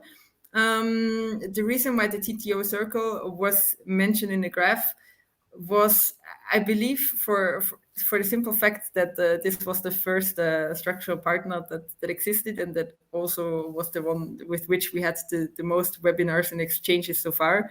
But of course, we have the ASTP network that is highly valuable, and several other networks on knowledge transfer and tech transfer. So I think it can definitely be looked at to revise our chart a little bit, because this one is dating back already for a few years. But yeah. Thanks for pointing that out. Sure. So is there any other question from the audience? I like to say that important work for us is changing not only the mindset of scientists, but mostly changing the mindset of local authorities. And this is the job to be done by us, by tech transfer professionals, which is not necessarily tech transfer itself. Yes, so we have to really promote a lot of your ideas here locally. This is quite a big job to be done, which we would be very happy to have your support. Please advise how we can promote better your findings, your achievements, your results. I mean, I think the best way to promote it is maybe to actually have discussions on the topic and see how this is applied in real life and in all the technology transfer offices in Europe and also beyond Europe. And then also learn from the experience that all of you have made, and that can then feed back again into what we're doing, and that can feed into new policies being developed. So I think the most important part is the interaction actually with the actual TTO offices or knowledge transfer centers. And that can help us also make the most of our research results. So I think that for us would be the most valuable way to share the report. Mm-hmm. Do you support organization of some events for that purpose? I mean, happily, if anyone would be interested in having more presentations on this topic, this can absolutely be done. Okay. So Sarah Inkinen is asking the question about the resources of this of information about COVID influencing the tech transfer environment. such resources, From such links? From our side, we didn't look specifically into statistics or on how the pandemic affected technology transfer. We have some statistics on the development of the different markets, but not necessarily in terms of technology transfer, I'm afraid. But it's something that actually would be quite interesting, so I can share it with my colleagues. But currently, unfortunately, I cannot provide you with more information on that. Okay, so the time is running out, so let me just summarize. I think this is essential for our civilization. Yeah, so this is really most important topic should be at least the most important topic for us, for universities, for research institutions, and tech transfer professionals. However, please, all of us, let's keep in mind that this is not just the simple selling of patents. This is really hard job to be done to increase awareness, to promote long-term solutions, and this really requires big effort and substantial support. So let's try to work on that further. Thank you very much for your presentation. Now I think we approach the break. Yeah. So should I announce the break or this is the rule of Anwar? Yes, we will have a short 15 minutes break, and please feel free to join the table for table conversation if you like. Otherwise, we shall come back at 15 past. So enjoy the discussion, and we will see you back shortly. Thank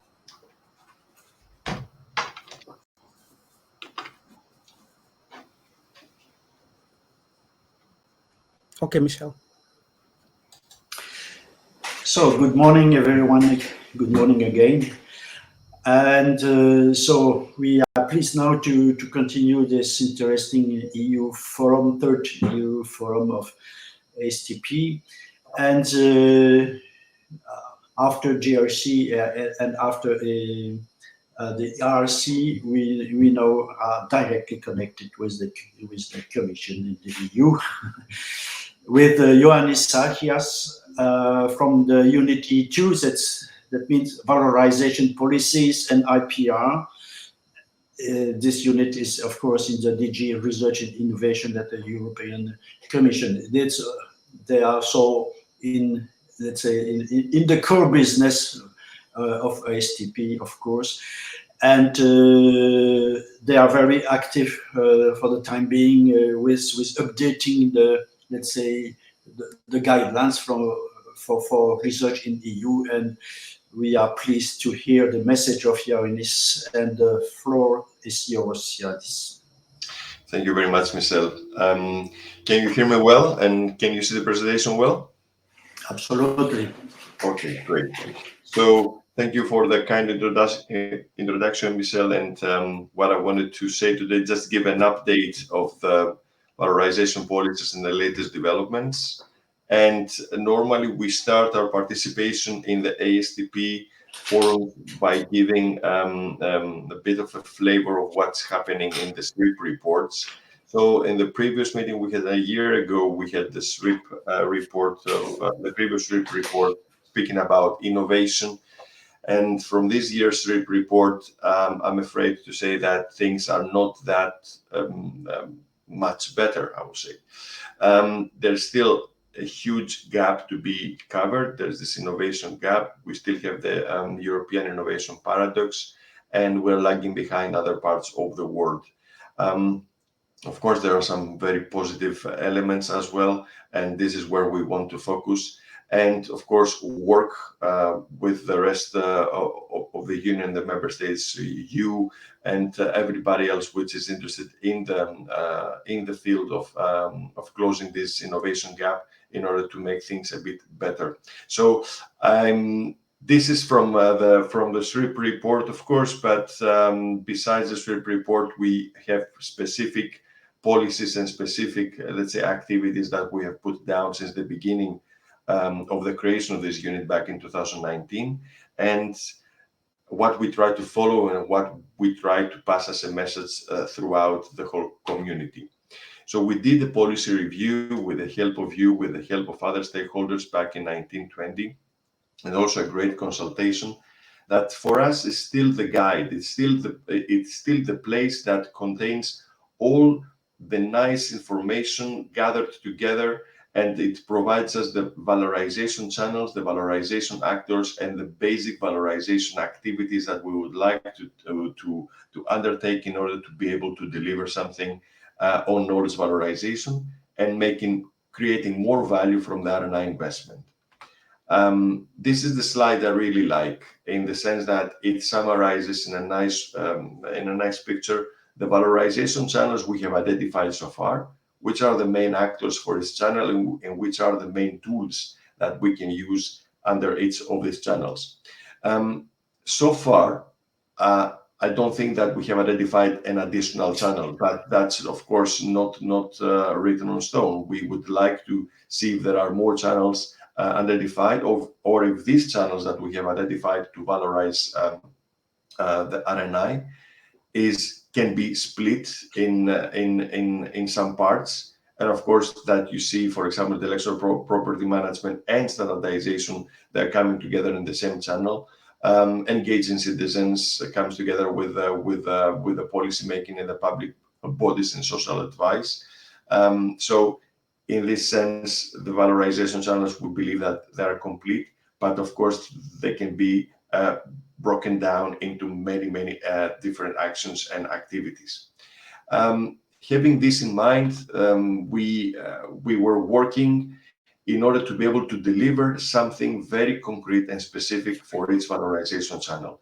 And of course, since you know how the work is done at the European Commission level, you really need to hook up in specific policy initiatives, specific policy documents, to be able to justify politically why you want to strive for something specific and push your actions forward. So that started back with the new era. So knowledge valorization is well embedded into the new European research area, and everything that is described as actions in the action list of ERA, although we do have a dedicated action on knowledge valorization, there are several other actions, and I would say that maybe the totality of ERA, which addresses knowledge valorization as something very important, as something that really helps us create more from the overall investment in R&I. And of course, the policy context continues in the sense that there are more initiatives coming up from the Commission, and more initiatives they come up. It is good to see that the new initiatives also take into account that knowledge valorization is a horizontal issue. It's something that cuts across, and it's something that we need to follow quite closely. Just a summary here where we stand in ERA. We are under the chapter, under the objective which says translate the results into the economy and ensure market uptake. And in this respect, we need to update the 2008 recommendations for PROs and universities about management of IP. So now this translates into the new guiding principles, European guiding principles for knowledge valorizations co-created with the member states, and it's followed by two codes of practice, the first one being with the smart use of IP, again co-created with the stakeholders. So these are the actions that we have dedicated under ERA. And of course, the other code, besides the code of practice on IP, will be on standardization, but that will be a dedicated presentation later on with Laura. So as I said before, we try to make sure that knowledge valorization is being included in important policy initiatives, important policy documents that will allow us also to propose more actions, more activities in the work programs of the Commission and, of course, Horizon Europe in order to support the work we want to push forward for the valorization channels. So we have the global approach for R&I communication. It is important also to see that in the global approach, the intellectual asset management, intellectual property management is something that will be presented to the worldwide stakeholders in autumn 2022. So it's one of the basic themes that we have under the global approach. We have, together with DigiGrow, the IP Action Plan, industry and standardization strategies, and all of these touch upon knowledge valorization specifically and the work that we are doing. And they're naming the work of DG R&I and the contribution of DG R&I in all of these important policies. We have, of course, the European Strategy for Universities Communication that came out in 22 that speaks about knowledge valorization, especially when it comes to talent. Knowledge valorization is very well embedded into EU missions, and the latest document which is coming up is the Innovation Agenda Communication. And at the end of this presentation, I will give you like a couple of lines about what we try to push in this innovation agenda and its action plan. So the knowledge valorization in ERA, which translates into Action 7, it is about the guiding principles for knowledge valorization. And this one, we want to have it as council recommendations. So it will be a commission proposal, but for council recommendations. These guiding principles were drafted together with the member states in a co-creation manner, and we had a dedicated ERA Forum subgroup for that. This ERA Forum subgroup doesn't exist anymore, but they did an excellent job in delivering these guiding principles, which changes a bit the way that the 2008 recommendations, which were Commission recommendations at that time, were seeing things. And now we have a new directionality. We are trying to move away from, let's say, traditional ideas and approaches and be a bit more inclusive and address more stakeholders. So the idea of having council recommendations is to ensure a better buy-in from the member states. So far, and all the consultations and presentations we did, and you see this list on the slide, we had very encouraging feedback from the member states, and we believe that not only the 10 minimum member states that are required to express their support for the continuation of the action, it's not only going to be 10 for us, but it's going to be the maximum of the member states that want to do that. Just to let you know that when we were drafting this, there were 24 member states engaged into this particular action. Plus, of course, the EEA countries. And of course, this will be under the Czech presidency. So we expect this to maybe to be adopted by the Czech presidency council, the Competence Council in December 22. So we still have a bit of time in front of us. However, the text is pretty much completed. And thank you very much also for participating in the consultation earlier this year. So I would like to give you an overview of what we're doing on intellectual property or intellectual asset management, as we would like to call it now. So the first thing, as we said and connected with the ERA Action 7, is the creation of the code of practice for the smart use of intellectual property. So this is something which is included in ERA, so we need to deliver it, but the way to deliver it is something completely different from previous approaches. So we decided to establish a community of practice and embrace co-creation at its maximum possible level. So it's something that we have stakeholders and practitioners from all over the spectrum of intellectual property and knowledge valorization. They all participate in a vast community of practice, which reached 180 people. And this community of practice is expected to deliver the code to the Commission by this summer. Of course, we have put this tight deadline in the sense that we would like this to go hand in hand with the guiding principles because they are together under ERA. And we have to be in the position to reply to any presidency of the Council about how ready we are to push everything in the same package. So the idea is to work with the community of practice and deliver a very good final draft, if possible, by summer 2022, by June, beginning of July, and then have the final code delivered by the end of 22 in the form of a staff working document. The community of practice is organized in subgroups, and the subgroups are the chapters that we foresee in the code of practice. And the subgroups, you see it on the slides, goes with the directional asset management, skills and training, awareness raising, valuation, new technologies, open science, open innovation, industry academia, collaboration on IP, and international cooperation on projects and IP. And I'm particularly thankful to Laura and Michelle for taking place and being part of the drafting teams in this community of practice.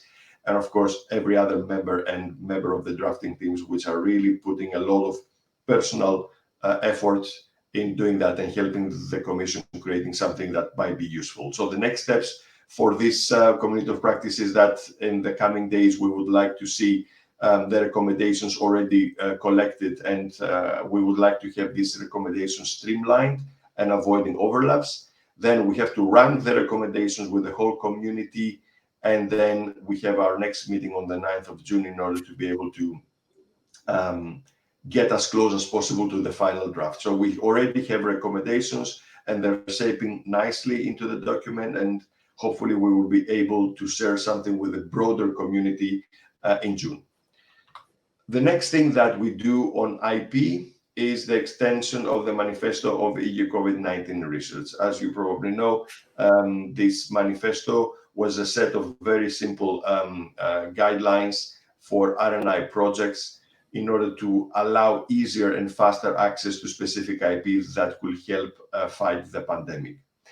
Luckily, and I say luckily because we can never be sure, we're out of that pandemic, but there are a lot of lessons learned and a lot of things that actually took place during this COVID time and helped us realize that we needed to extend the manifesto.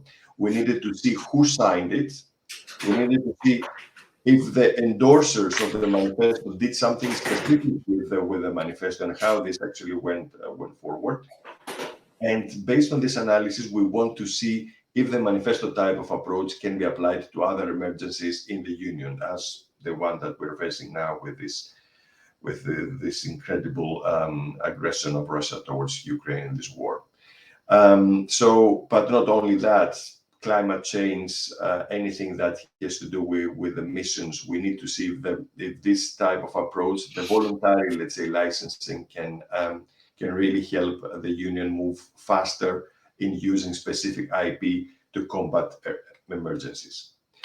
Another thing that we do on IP, and it's something probably we didn't mention enough, but I believe that it's something quite important to know, because you know that we're working with EPO and EU IPO indeed, but at least with EU IPO we have a working arrangement. So we have a signed agreement, we have a signed letter of intent collaborating with EU IPO, and this is signed by DG R&I, the European Innovation Council represented by ASMEA and the office, the EU IPO, and it provides specific, let's say, activities. It provides for specific activities. One, the most important is the awareness raising activities on IP and in closing the gap on on IP illiteracy. We want to have specific support measures for innovative SMEs, and that will be for the beneficiaries of European Innovation Council to benefit from EU IPO services. We would like to share IP data between Horizon and EU IPO. And of course, we'd like to cooperate with EU IPO in policy development, like in the code of practice for the smart use of IP, for example, or other knowledge valorization activities. At the same time, we're working in establishing a working arrangement with EPO. There will be one working arrangement coming up signed with DG Grow in the context of the unitary patent legislation, but I think that with EPO and Memorandum of Understanding will be a much better instrument. But this is something that it's not in our hands, it's in the hands of our colleagues in DG GROW, and we expect some updates on that. Now, what we do with engaging with member states and society. So the first thing is the knowledge valorization platform. It was inaugurated last year, and since then it goes steadily up in numbers of best practices shared from practitioners, from member states, from regions, from institutions. And it's practices from the union, but also beyond the union. And this is a very good way to connect actors across Europe, increase the level of understanding and knowledge of what is happening in knowledge valorization in all parts of Europe, and of course promote a cross-border dialogue and cooperation.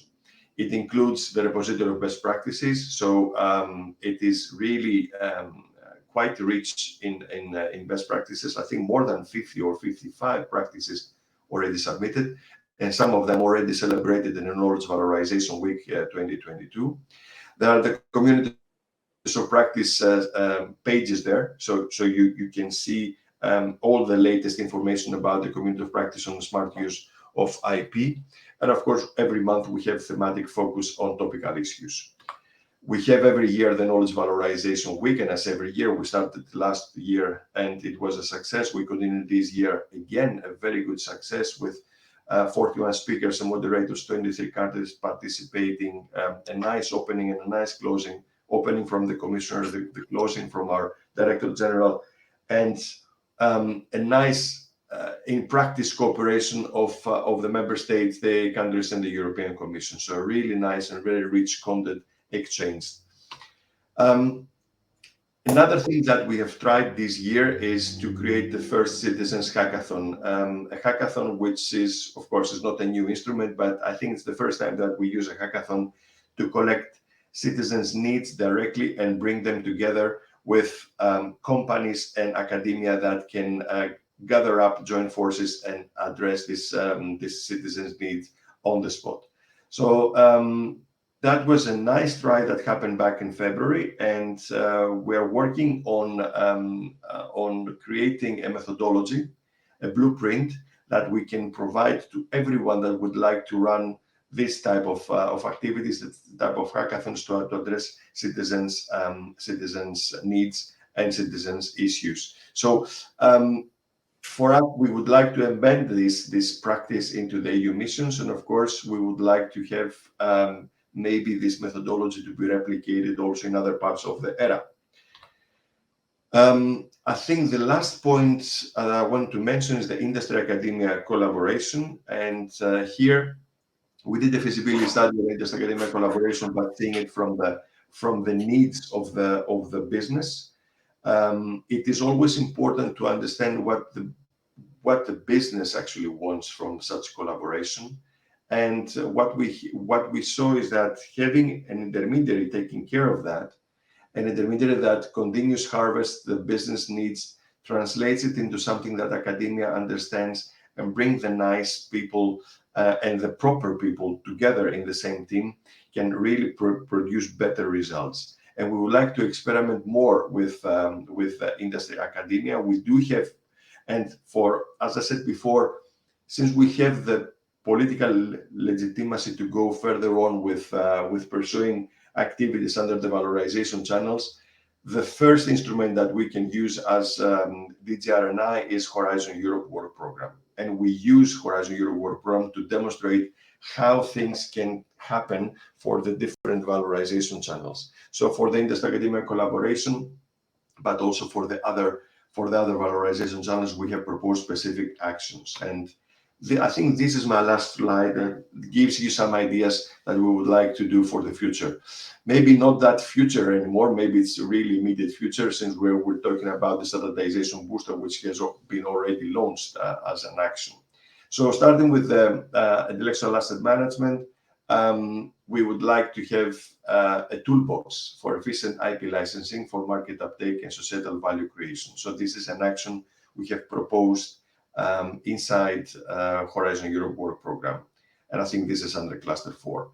And at the same time, into the widening part of the work program of Horizon Europe. We wanted to have intellectual asset management support for the public research organizations and the spin-offs. So we would like to be able maybe create a service contract that could help PROs in managing intellectual assets, and helping the professionals, and listening to what the professionals want in order to be able to make their lives a bit easier in this respect.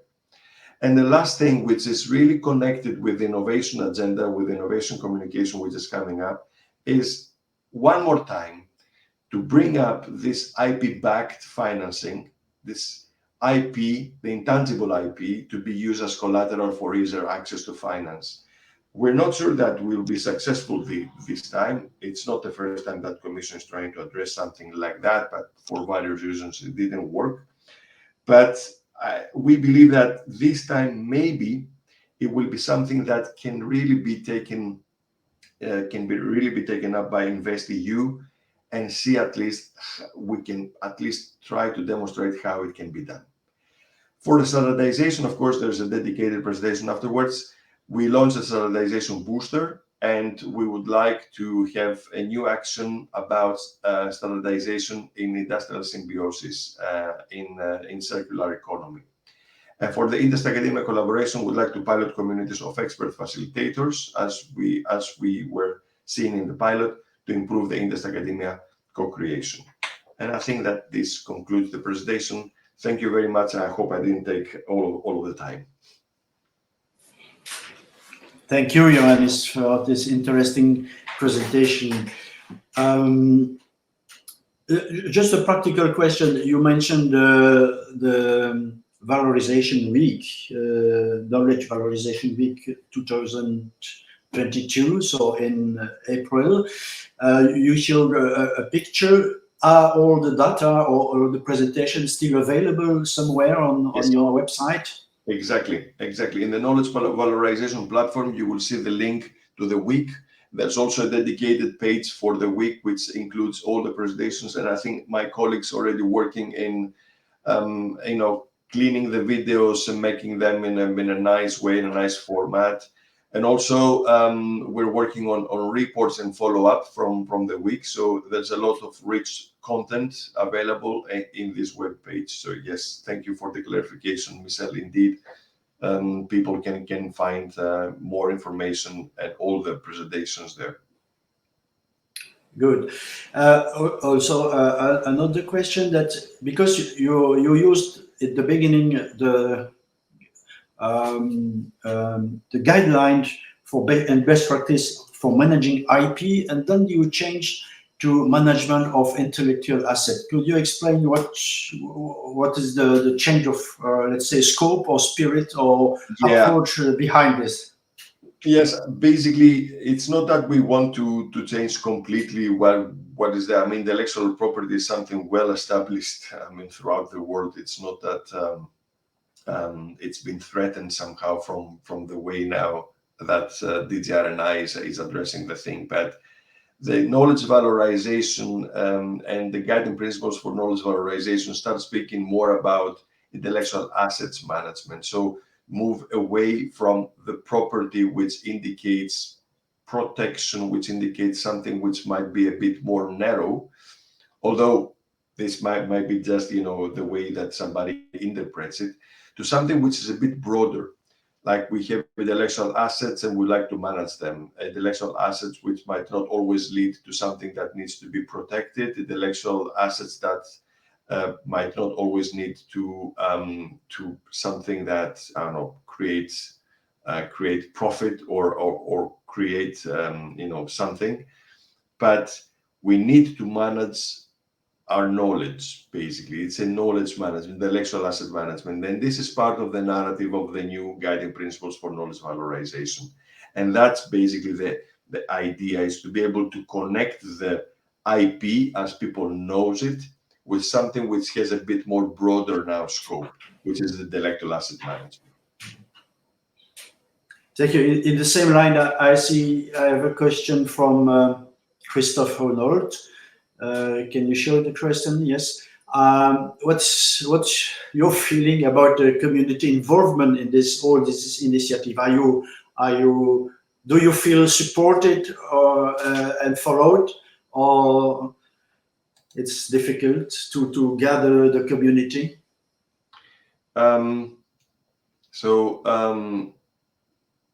I think that the community is very well involved, and it's for the first time I've seen, at least in commission times, that I've seen interest that continues growing.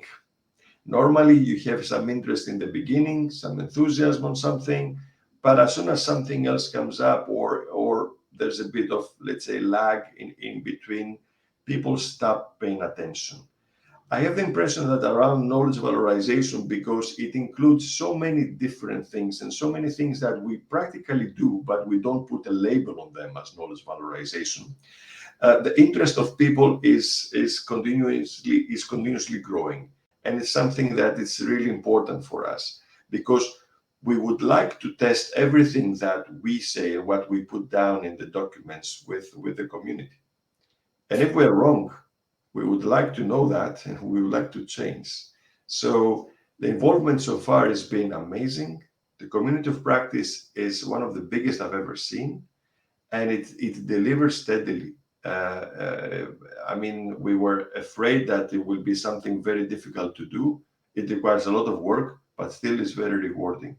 But also in the guiding principles for knowledge valorization, we see that the member states and the stakeholders in the ERA stakeholders are particularly interested in this action and how this action is going to be implemented and what will be the new steps, the new measures for 23 and 24.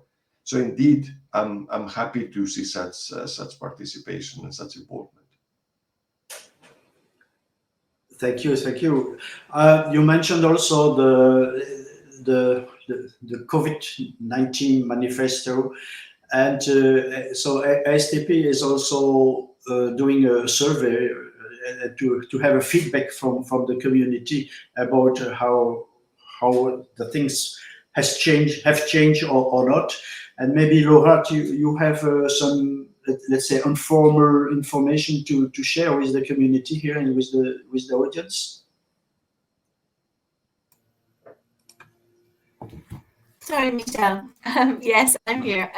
Sorry, what was your question in connection with? The question with the COVID-19 manifesto and the survey and Yes. let's say the investigation you do in the community. Maybe it's this is connection about the same matter here. Yeah, no, you're absolutely right. You're absolutely right. And I was thinking about that earlier when there was some earlier discussion about it. And yes, I believe already in the first year of the pandemic hit, some of the members of our survey committee were really interested to reach out and communicate directly with them, with the KT, the knowledge transfer community, and start to understand what's happening, what impact there is, and so on. And that sort of culminated in a really intensive, very qualitative. Of course, it's not so much a quantitative numbers exercise, but very much about sort of storytelling and understanding the breadth. And that culminated in one webinar in December last year, which captured some of the stories. And one of the plans that we have as ASTP is to continue to revisit and update that this whole field, because I think there were some revelations which affect information not just about the way in which we work, but actually some of the really practical, tangible topics and prioritization, which actually it has fed across as a result of COVID activities. So we feel that understanding what's going on and relating it to the various initiatives like the COVID manifesto, where obviously not just in Europe, but across the world, there's been a huge focus on how can we make the process more efficient? How can we exchange knowledge? How can we facilitate solutions? So it's very much an ongoing, I think, as Jan has just described in his answer to engagement of the community and valorization, I think actually a critical feature, partly driven by things like COVID, has been this prioritization of how do we make this faster? How do we make this more efficient? How do we really act as a community of stakeholders? Because actually nothing is one way, nothing is even bilateral anymore.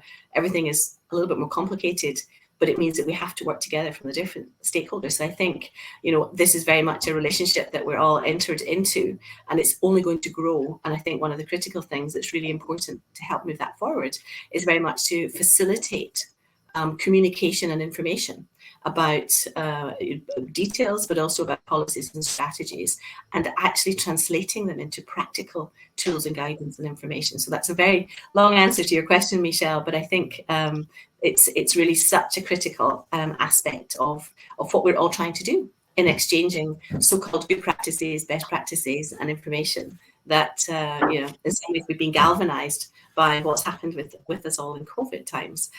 So let's take the good from it, which I think is very good. Thank you, Laura.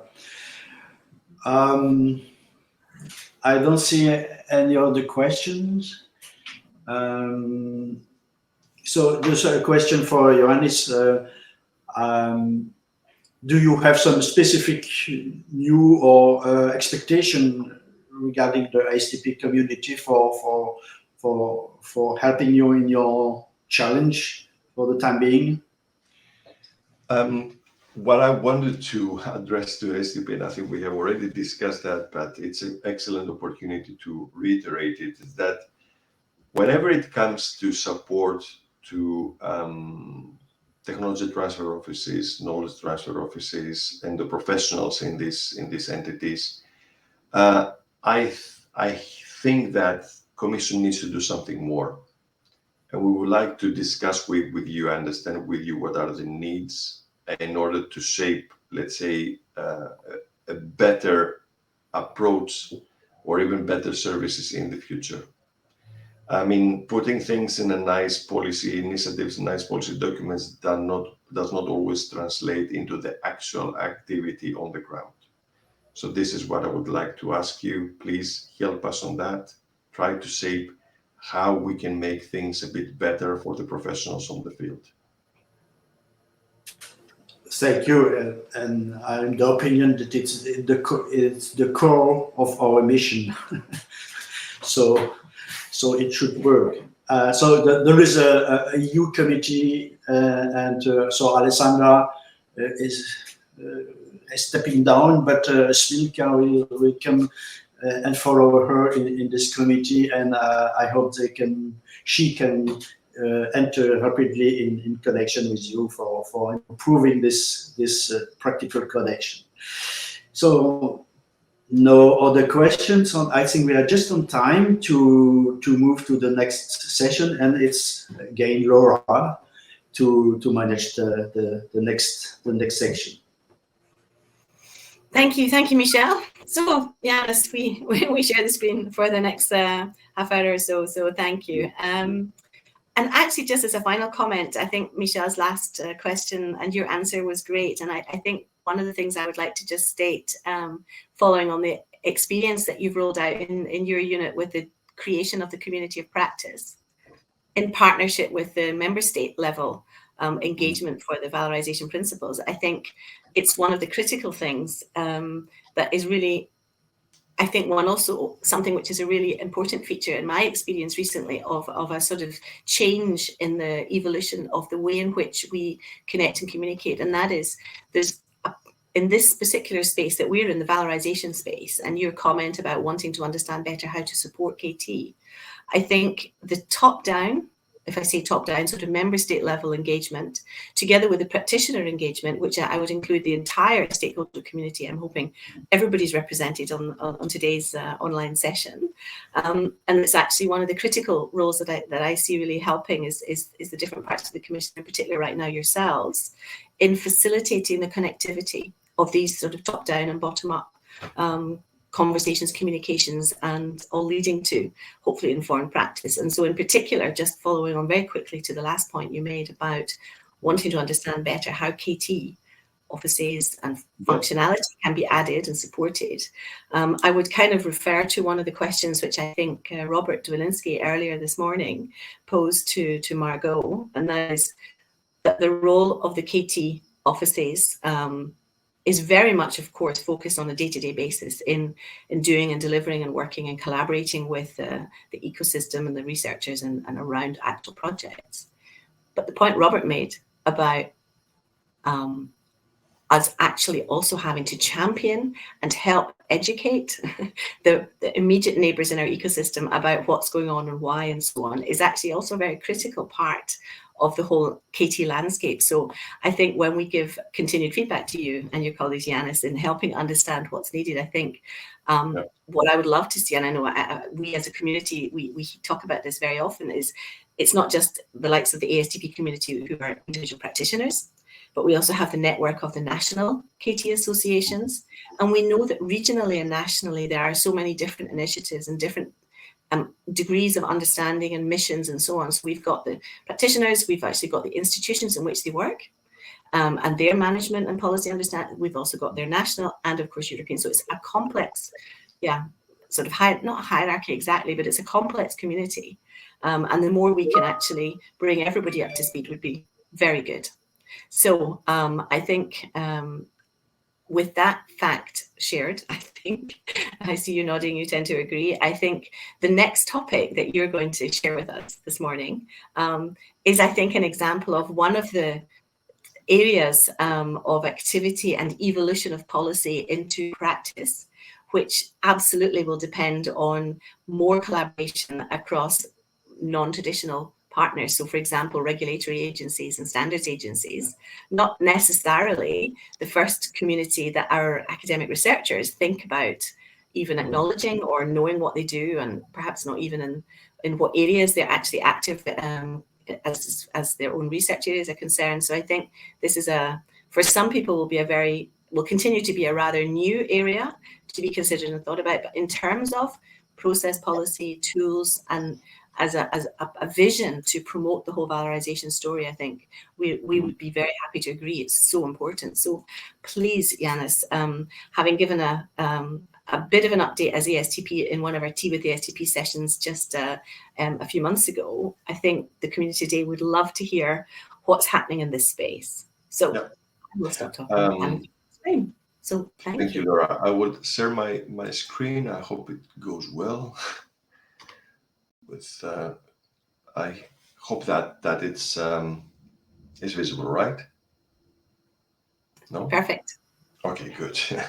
So indeed, as you said, it is very important to at least acknowledge that there are more ways to valorize knowledge, and certainly standardization is one of them. Standardization, I mean, when you first talk to researchers about standards, I mean, you will realize that their interests actually will not include standards in the first place. I mean, you really need to go and explain why and how in order to say and convince researchers that the standardization path might be a way to valorize their research, valorize their R&I outputs. But what we try to do is at least bring that back into under the spotlight, understand that pre-normative research is something that helps a lot in creating standards, using them by the industry, and making the union a bit more robust in terms of processes, actions, products, services, but also keep the growth in the union. Because I think that when it comes to standards, we're lagging behind the rest of the world. But so we don't try to do everything. We just try to add some small pieces here and there, and be as constructive as possible through Horizon Europe, of course, to the overall goals of the industrial strategy in the union. So this presentation is about I'll give you the policy context, and then I'll just say a couple of things about the Code of Practice on Standardization for Researchers, which is the second Code of Practice that follows the guiding principles, as I said, in ERA Action 7. And of course, the Standardization Booster, which is the latest baby when it comes to service delivery for Horizon projects. So we are in the standardization strategy, the new strategy that came up in 2022. You see specific axes and specific pillars of activities on what they want to do. And there is this particular element of unexploited potential of pre-normative work. So it's been identified in the strategy. And as an answer to that is utilize further Horizon Europe and how we can do that is like by helping projects in the standardization activities through the booster, and also create something which looks like a code of practice, like a handbook for the researchers that they want to engage in standardization to know at least how to do it. And you see, I mean, I invite everybody to read the standardization strategy. I think it's a very nice document, and it summarizes, and it clearly states, I mean, it doesn't try to round up things and then make them look better. I mean, it really shows the gaps and the deficiencies in the union when it comes to the standardization field, but has an ambitious plan as well. And for me, it's very important to at least to understand how Horizon, and not only Horizon, even beyond, I mean, all other R&I programs in the union, public or private, can help on boosting standardization. So what do we do in Horizon Europe? First of all, we have issued the work program guidance. We help the pen holders of the work program to understand if in the calls and in the topics they can put something on standardization, and we help them in actually putting that into the objectives of the calls and the topics. And then it can be clearly translated into the objectives. And of course, the projects that come and apply, they might have a higher potential in participating in standardization activity or even creating a standard. The creation of the Horizon Europe Standardization Booster to help projects that they already have thought about standardization, or they never thought about it, but they realized during the course of their projects that standard could be the way forward for valorizing their results. We want to have stronger monitoring through the Horizon Europe, and that's a completely changed template, reporting template in Horizon Europe, which is something that I personally participated with my previous hat as a dissemination and exploitation person. And I believe that this report at least is much more sensible and much more easy to understand from beneficiaries, and also to explain to people what we want to see in the monitoring. So there's a dedicated standardization reporting template, and which was always there since I think FP6 or I think FP7, certainly FP7, H2020, and now it's there. But I think it's now combined with the results ownership list and the specific activities on standardization.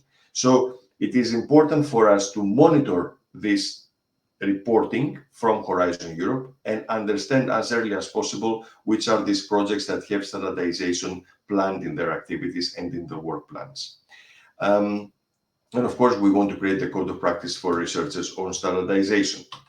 So for this code of practice, we ran a survey last year, and we have established, I mean, it was a very extensive survey that included a big working group with more than 70 stakeholders around the table in order to collect evidence to understand what will be the success factors for Horizon projects. And we had a nice selection of 1,000 Horizon projects that are involved in standardization. There are more projects, but these ones were really and clearly delivering something. And we wanted to issue recommendations for beneficiaries and, of course, recommendations for policymakers. And what's the roadmap? It's pretty much aligning with the roadmap of the other code, the code on IP.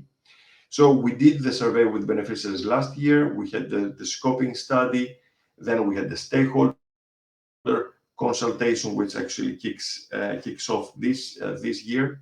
And we want to have the code as a staff working document again at the end of 2022, as we have promised in the ERA stakeholders.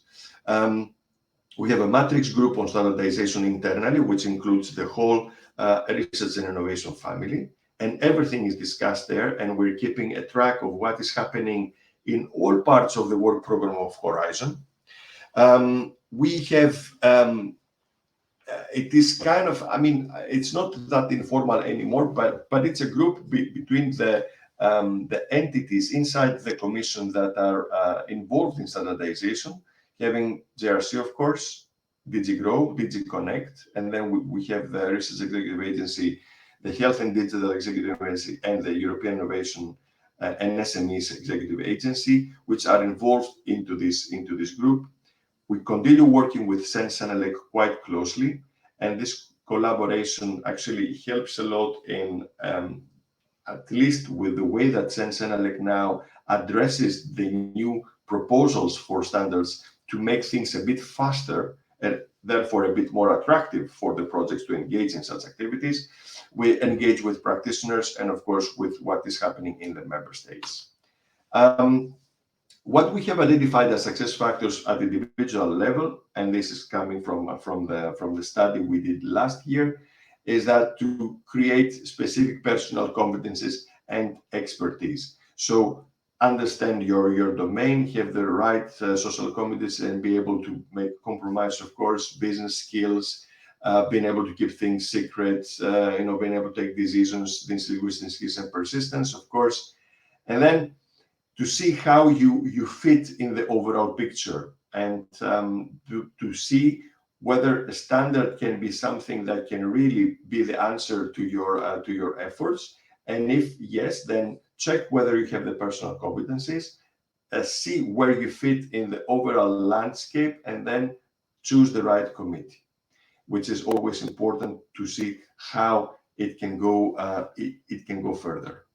And the success factors for the standardization community is that we ensure thematic complementarities and synergies, and we have a high degree of domain experts, which a high number, and it will be really nice to keep these experts around, and also to create experts, because so far I don't think that we replenish this database of experts. We need to have standards that really close a gap.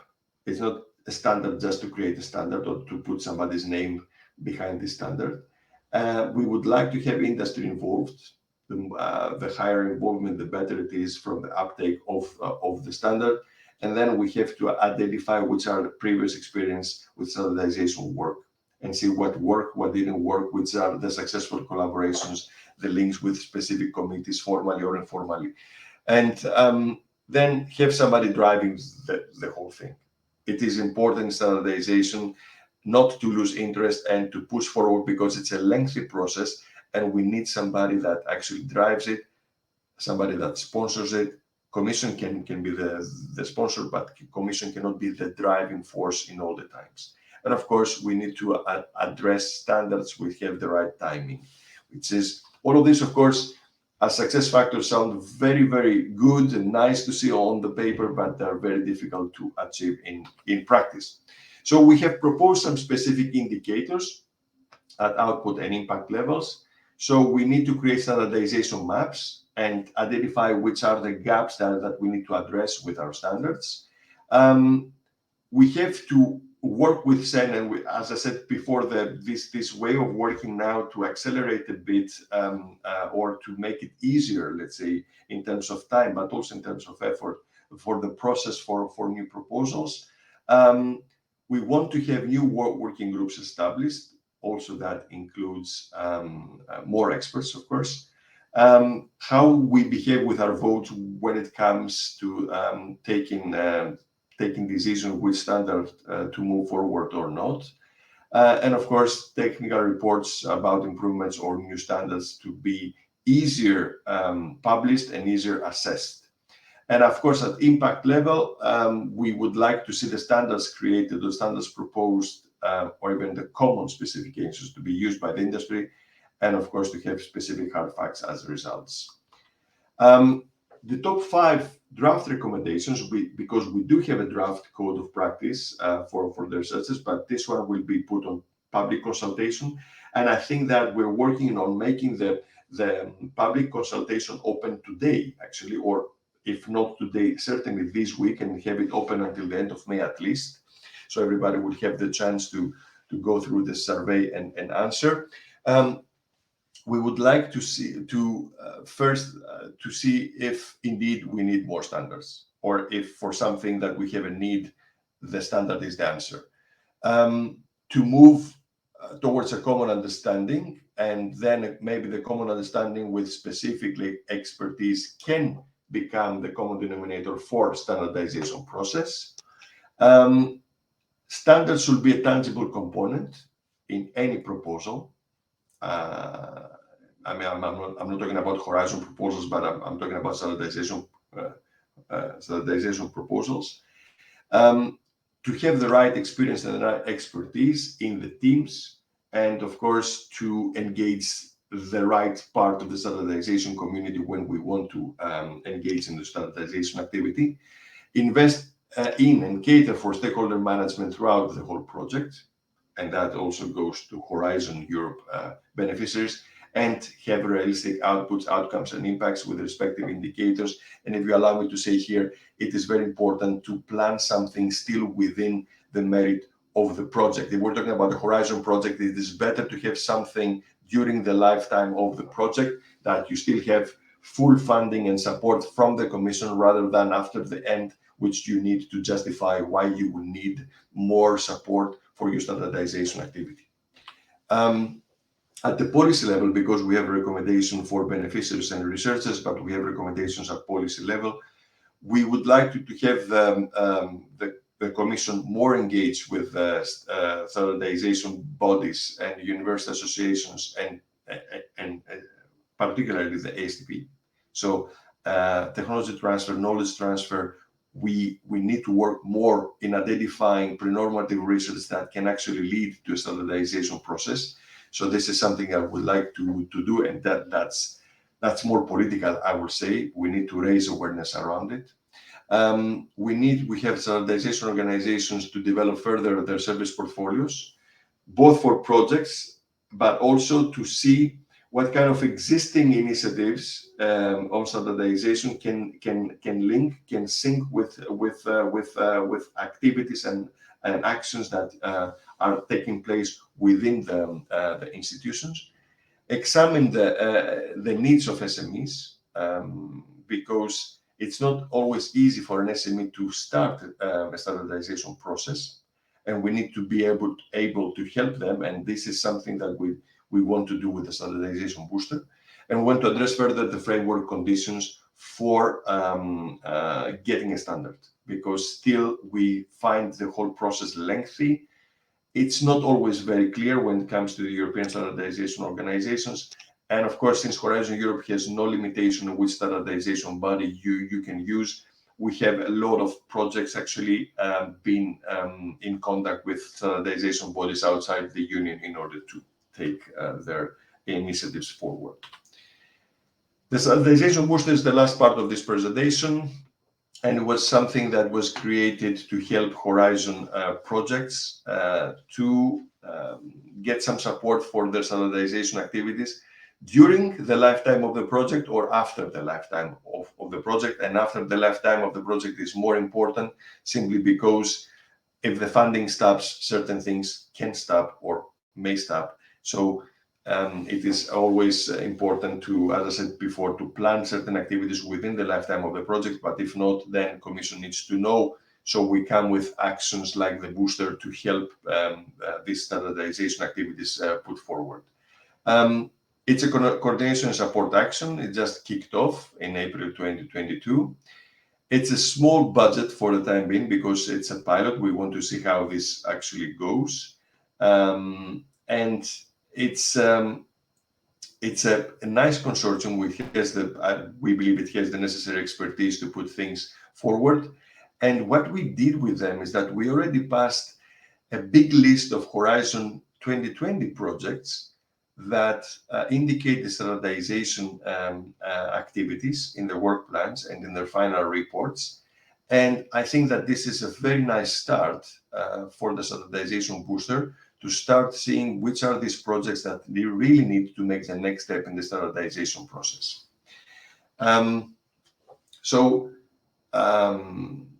What we have included, so the hsbooster.eu is the new name for the standardization booster. So it's an open platform for beneficiaries. We want to engage the community as early as possible in standards development and raise awareness on standardization, build expertise and skills in standardization, promote the EU interests and values, and address the standardization urgencies in green and digital technologies. So where we're talking about the twin transition. So this is the text included in the standardization strategy, which I believe it's very kind of the colleagues in DG Grow to include that, but also puts a very high bar for us in order to deliver everything that it's been written in this slide through the standardization booster. And we would like your help also in doing that. And the urgencies that have been identified is the COVID-19, the vaccines, of course, the raw materials for batteries and waste, climate resilience, low carbon cement, hydrogen technologies and components, transport and storage of hydrogen, the certification of chips. So this whole thing about chips and the CHIPS Act in terms of security, authenticity, and reliability, and smart contracts for data spaces. So this is the 2022 Union work program for European standardization. So the European standardization, standardization elements passed in the annual Union work programs of these things need to be delivered. And that's the thing, the last slide. What we have now, as I mentioned before, for standardization in the coming weeks is the consultation on the code of practice. So the code of practice is pretty much in a nice shape and a nice draft. We will put it out in front of everybody to go through it and propose changes. And we would like to have it final draft by June, and pass it also through the ERA stakeholders, pass it through the member states, and also internally from the Commission and the College. And that concludes the presentation. Thank you very much for your attention. Stop sharing the screen now, Laura. Thank you. Thank you so much, Jens. I think it is clearly a very interesting range of topics, and I'm curious, I'm checking the Q&A box on the chat. I'm not sure whether anybody else has any time for a quick question, but I think, as I mentioned before with our original team with the ASTP, this is an area where we still need to understand better. How can we help you? So when I say we, I mean we, the ASTP community. Clearly, we can raise awareness and disseminate a lot of the practical information about processes. The thematic list of priorities for the HS Booster may be really interesting for our community when they're engaging with the researchers in these projects to bring it to their attention. You mentioned other associations. I'm wondering whether ARMA, so those involved the upstream planning for research and supporting the researchers in their application stages, also community. So I think it is complicated because for many of us it is quite new. And I think we do need to continue understanding. So in the absence of any specific questions for this morning, I think the EU Forum this morning does a great job, puts you front and center, sharing the latest.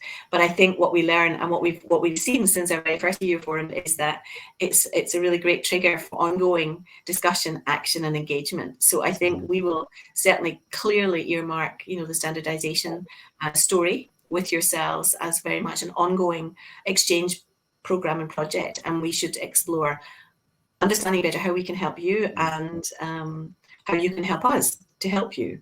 So I foresee more workshops and discussions on that front. I don't know if you've any, I'm conscious of time. People's morning is disappearing fast, and I would love to give the floor to Alessandra. But do you have any final comments, or you just accept my very warm invitation that this is a dialogue we absolutely need to continue? I invite the community online here to suggest if there are particular things they would like us to work together on to further explain, further engage, and further roll out what's going on. I totally subscribe to that comment, Laura. Indeed, we want your help in raising awareness, but also doing a bit more. It's not entirely clear from us also what is happening with the projects that they were engaging in standardization activities. So we need to understand a bit more what's happening. That's why the booster will just put their hands actually on the subject.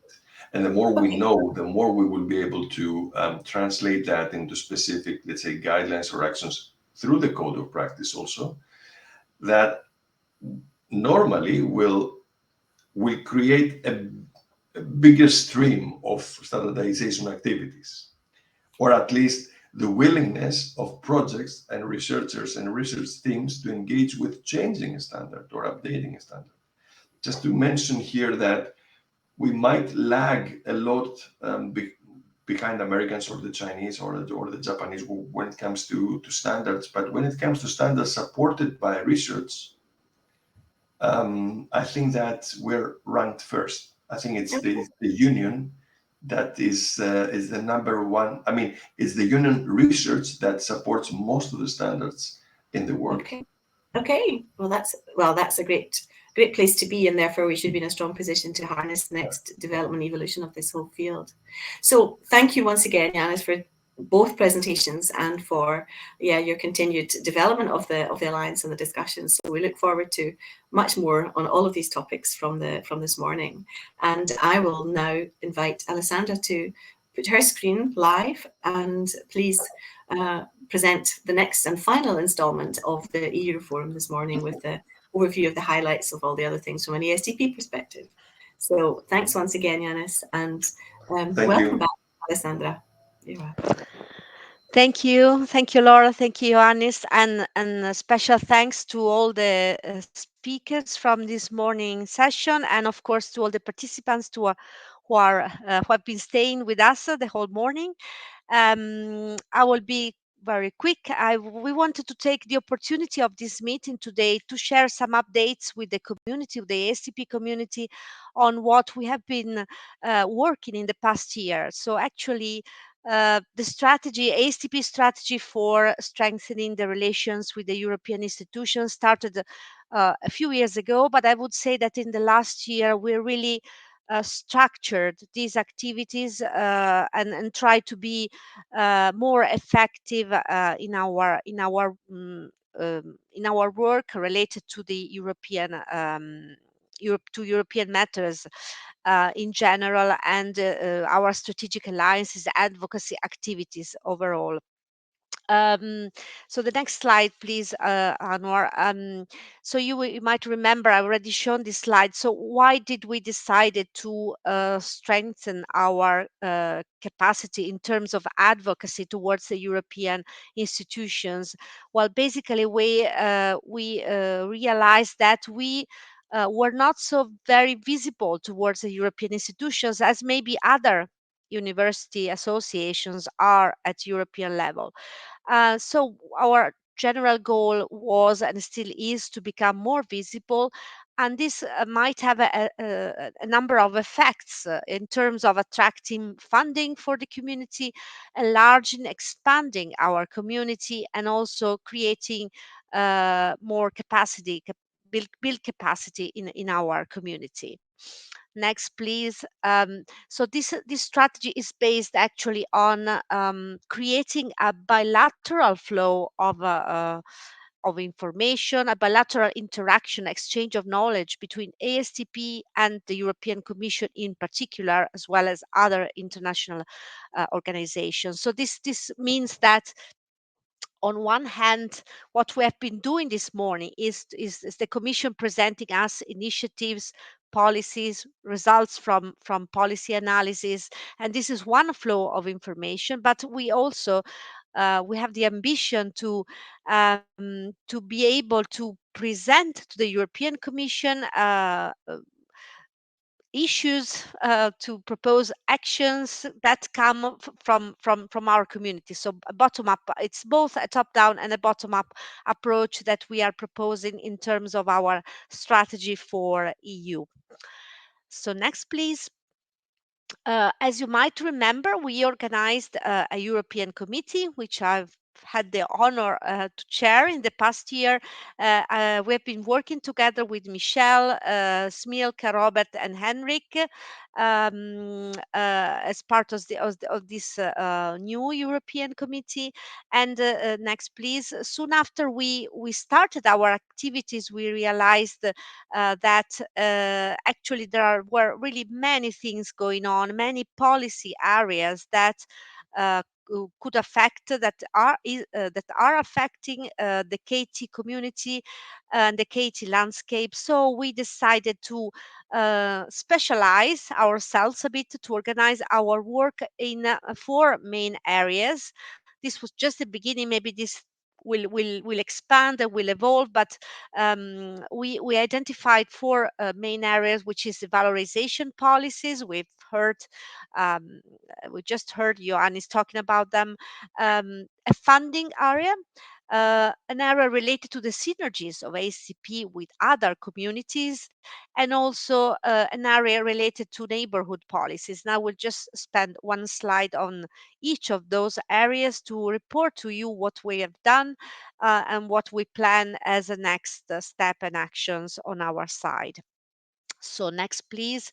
In terms of valorization policies, I think we just heard how many things the European Commission is working on. It was very good to hear that knowledge valorization is understood, is meant as an horizontal area, which really crosses many policies at European level, and which implies interaction with a number of different units and DGs in the European Commission. So you might remember that ASTP was involved, has been involved in many activities related to the knowledge valorization area. So first of all, we submitted last year a position paper within the consultation that was launched for as a contribution to the process leading to developing the new guiding principles for knowledge valorization. And it's also, we're really very, very, very proud that many of our ASTP members have actively participated to the community of practice that is working on the code of practice for the smart use of IP. So Michelle and Laura are part of the drafting team. Many other of us have been part of these subgroups that have been established to work on this new code of practice. And also there were a few members from our community who have been actively involved in the knowledge valorization week that took place recently. And of course, we will be more than happy to be in touch with Ioannis and his colleagues to see how we can contribute to the next steps that are planned in the schedule that is just shown us. I think there are really, really good, many opportunities for us to contribute to what they are doing. Next, please. So in terms of funding, we have been again doing many things. So first of all, we have started. This is not an easy task; it's very time consuming, but we have tried to map the calls for applications that are issued by the European Commission and could be of interest for ASTP. And we also have used a tool that is available, so a tool that on the participant portal that allows you to upload the profile of your organization, in this case of ASTP, under the calls that you would be interested in participating to. So we have been doing this. We have been participated to some proposals that have been submitted recently or less recently. In particular, one of those proposals we have recently learned that is eligible for funding. It's called RM Roadmap. It's coordinated by our colleagues from EARMA, the European Association of Research Managers and Administrators, if I'm not wrong. And it's about creating framework conditions for research management in order to strengthen the European research area. It's an Horizon Europe project, and it's going to start in a few weeks' time. We're very, very excited to be part of that group. And more recently, we have participated to a proposal that has been submitted within an Erasmus Plus call, which is related to developing soft skills and competencies for KT professionals. This is just submitted, so we don't expect, we will expect the results of the evaluation in the next months, I hope. And another thing that we have been doing is still a work in progress, is a revision of the principle for involvement of ASTP in EU proposals and projects. There is a document which dates back to a few years ago that was elaborated by the previous board, and now we are things have changed a bit, and also the strategy of ASTP is changing. So we thought it would be good to have a look at those principles and try to revise and update them. And I think we will have the opportunity to share this with you on one of the next occasions, hopefully in-person meetings. Next, please. In As concerns what we call neighborhood policy, this all started from the JRC study on technology transfer of EU neighborhood countries that was issued last year, and that gave us a sort of input to try to understand if this the information included in this study and if this could help us towards and Central Asia.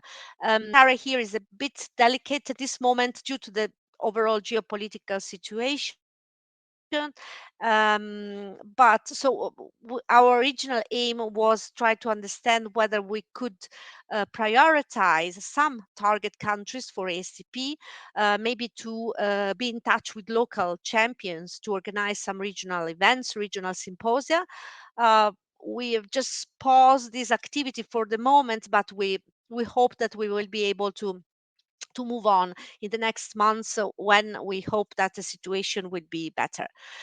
And finally, next slide, please. In terms of synergies,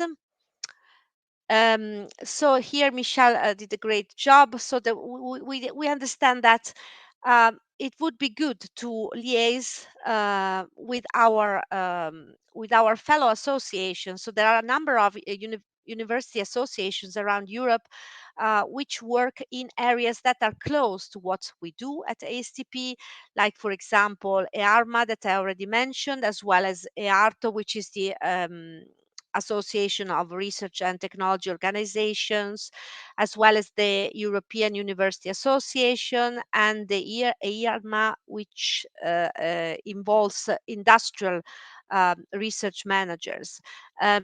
These were identified as the associations around Europe which we could really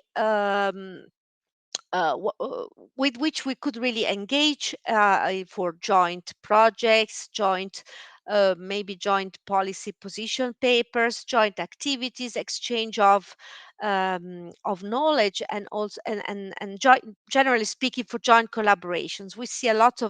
We have a common ground with these associations, and we think we would be stronger together, also in terms of advocacy activities towards the European Commission. So that's why we are working on maybe signing memorandum of understanding or charts for joint collaboration. And there is also a plan to work on the revision of a document that was signed some years ago on responsible partnership. That was based on a previous initiative from the European Commission, and we hope we can really revitalize this area of activity and develop a closer collaborations with our with these associations. The next slide, please. So today is the third time that we organize our ASTP-EU forum. This is just a short overview of the previous the forum and the units, the parts of the European Commission that were involved in these sessions, which I think were really very intensive and very precious opportunities to learn how the European Commission is working on the different policy areas that could affect the tech transfer, that is affected and could affect tech transfer in the near future. We plan, of course, to have another forum this year in the fall time, and we will be in touch. Of course, if you are really very welcome to propose topics and areas that could be of interest for you to learn more and to get more information on. Next slide, and I'm quickly going to the end of my presentation. So this is just taken from the ASTP website. It was mentioned by Cecile when we were discussing about having a bilateral flow of information with the European Commission. This is a recent position that we expressed based on concerns that were collected from the ASTP community, concerns about a specific provision of the Horizon Europe Model Grant Agreement for the EIC, for some of the EIC funding schemes. And we had the internal discussion, and then the board finally released this statement, which has been shared with the European Innovation Council's responsible person, and that is also going to be shared and discussed at the NAC level. We think it's really this is a practical example of what we as ASTP could do to let the voice of the community be heard at the European Commission level. A very final slide from me. It's an invitation to all of you, to all ASTP friends. There is a lot there's really many things we can do together about European matters. So we are looking for volunteers to join the EU committee, or even if you don't want to formally join a committee, you might have some time to devote to scouting, for example, EU calls of applications that could be of interest for ASTP to participate in, or you could be volunteer to offer support to projects that will hopefully be funded in the future. And then this, I already mentioned this, it would be nice if you can, if you have some policy areas or topics that you think would require some actions on ASTP side, feel free to reach out to myself or to my colleagues at the European Committee, and we will be more than happy to take care of this and see how we can bring it up at a European level. And finally, if your organization, your university is participating in some EU proposals where you can see that ASTP might play a role in terms of the activities that are our core mission, like providing training, building capacity on tech transfer activities, we will be more than happy to evaluate your invitation to join proposals and be part of the consortia. I think there are really many areas where ASTP could really be a good partner in European projects, and so it's good to share this kind of message with the community, because in fact each of us in his or her own university might have opportunities to involve ASTP. And that's all on my side. I hope you enjoyed the session this morning. There was a lot of food for thought and a lot of useful insights and many homeworks, many takeaways from today. And I'm not sure now, maybe I should give the floor back to Cecile for final words. And see you very soon in person in Lisbon. I really look forward to meeting you again. Thank you, Alessandra. I don't know what to add because I think this was really complete, except to thanks the EU committee for the incredible work they've done. And I think this digital format is really a very nice one, enabling us to link very easily. So just wishing you bon appétit from Belgium here. And I hope we can go on further discussion either face-to-face in Lisbon next week or also by email through forums and next with ASTP.